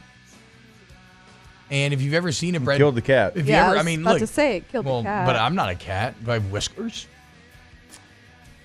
You got some long mustache hairs right now. Do I crap in sand and then shovel it over the top of the poop? It feels like something you've done before. Maybe a drunk day at the beach. I don't know. I actually don't think I've ever done that. Thank God. But no, look, if you've ever seen a breast pump in action, like it's impossible not to be curious about it. So I don't think either one's weird, dude. The thing that when I think of a breast pump, it'd be weird is if milk came out. The noise. That would be so weird. I was like, did you lactate? The noise that it makes, like I end up like making like tunes in my head to the sounds. It's got a beat, makes. dude. It's got a consistent beat to it. Favorite band of crab boil seasoning? I don't think I have one. I don't either. Yeah, I don't know. Do you prefer your boudin grilled or steamed? I don't know if I've ever thought. I don't know if I have a preference. Yeah. I'm not sure. I'm not sure if I could tell the difference. Favorite boudin balls in Baton Rouge? I don't know. I mean, the place you're talking about, Billy's, they've got some real good ones. Yeah, they do. One thing I love, though, good boudin egg roll with like a good little Asian dipping sauce. Ooh. At Chimes, they're really good. Oh, I didn't even know Chimes had them. Yeah, they're good. I always get that the fried bow tie pasta to dip in a little spin dip, which like is so good going down, but I feel like absolute garbage afterwards. But I still do it every time. Yeah. Can't help it. Ooh, bacon wrapped boudin peppers are my ish. I mean, that sounds. Dang, that sounds so good. Anything that puts cream cheese in there too, I'm a big fan of. I know it's very American, but like when a sushi roll has cream cheese in it. Ask the Bench, if you go back in time and see one band or singer that's no longer together or around live, who would it be? It's impossible for me not to answer Led Zeppelin. I don't know. I want to go with. I would love to see like Nirvana live. I would also like to be on psychedelics and go watch The Doors. Yeah. That'd be pretty fantastic. I'm gonna watch Jumpsuit Elvis. Like, oh wow, Big Elvis. Nick Elvis? Yeah, like Also- kind of almost like at the Make end. you a little uncomfortable, just like sweating too much. Oh man, my man gave you his heart and his soul in some of those last performances. If only somebody would have given him some laxatives. Maybe Amy Winehouse too. I would love to see Amy Winehouse. True. I love her. Van Halen when Eddie Van Halen's still alive. I gotta figure out my bacon. My bacon game's been terrible lately. Your what? Bacon. Oh, I thought you said my I don't know what's baking going on. No, game. bacon. I know, I was like, what? I am making actual garbage bacon lately, and it's right after I thought I was making good bacon. I haven't been on bacon in a minute. Sucks. Bums me out, dude.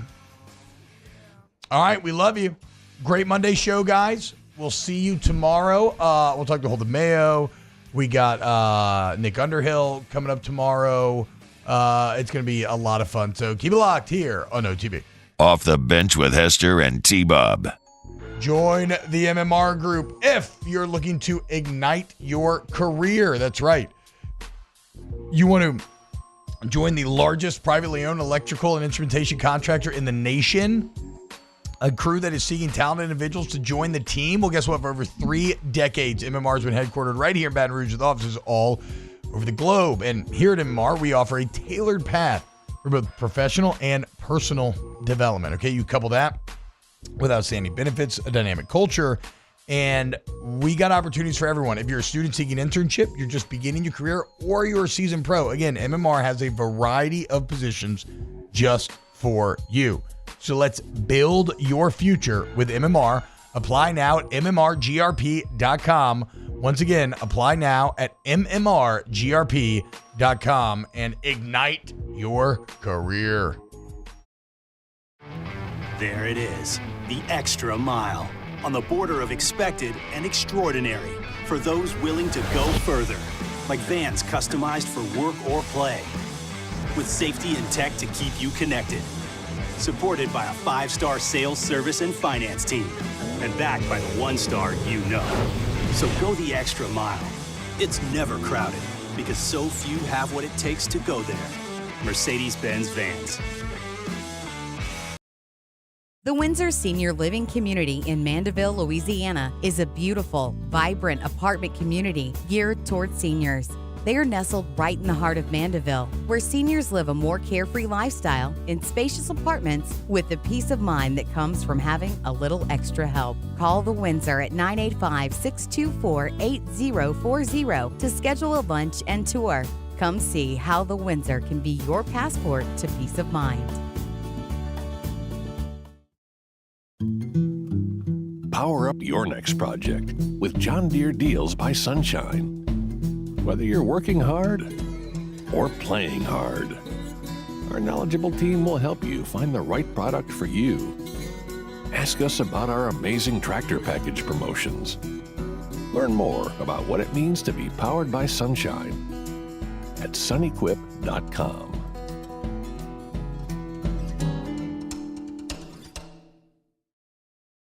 Jerry and Benny Payne began Central Plumbing Company out of their driveway in Tanglewood subdivision. 50 years later and 4 generations down the road, we continue to serve Baton Rouge and the surrounding areas for all of their plumbing needs. Residential, commercial, industrial, or hospitality, Central Plumbing is here 24/7, 365. We want to thank our customers, family, and friends for 50 years of success.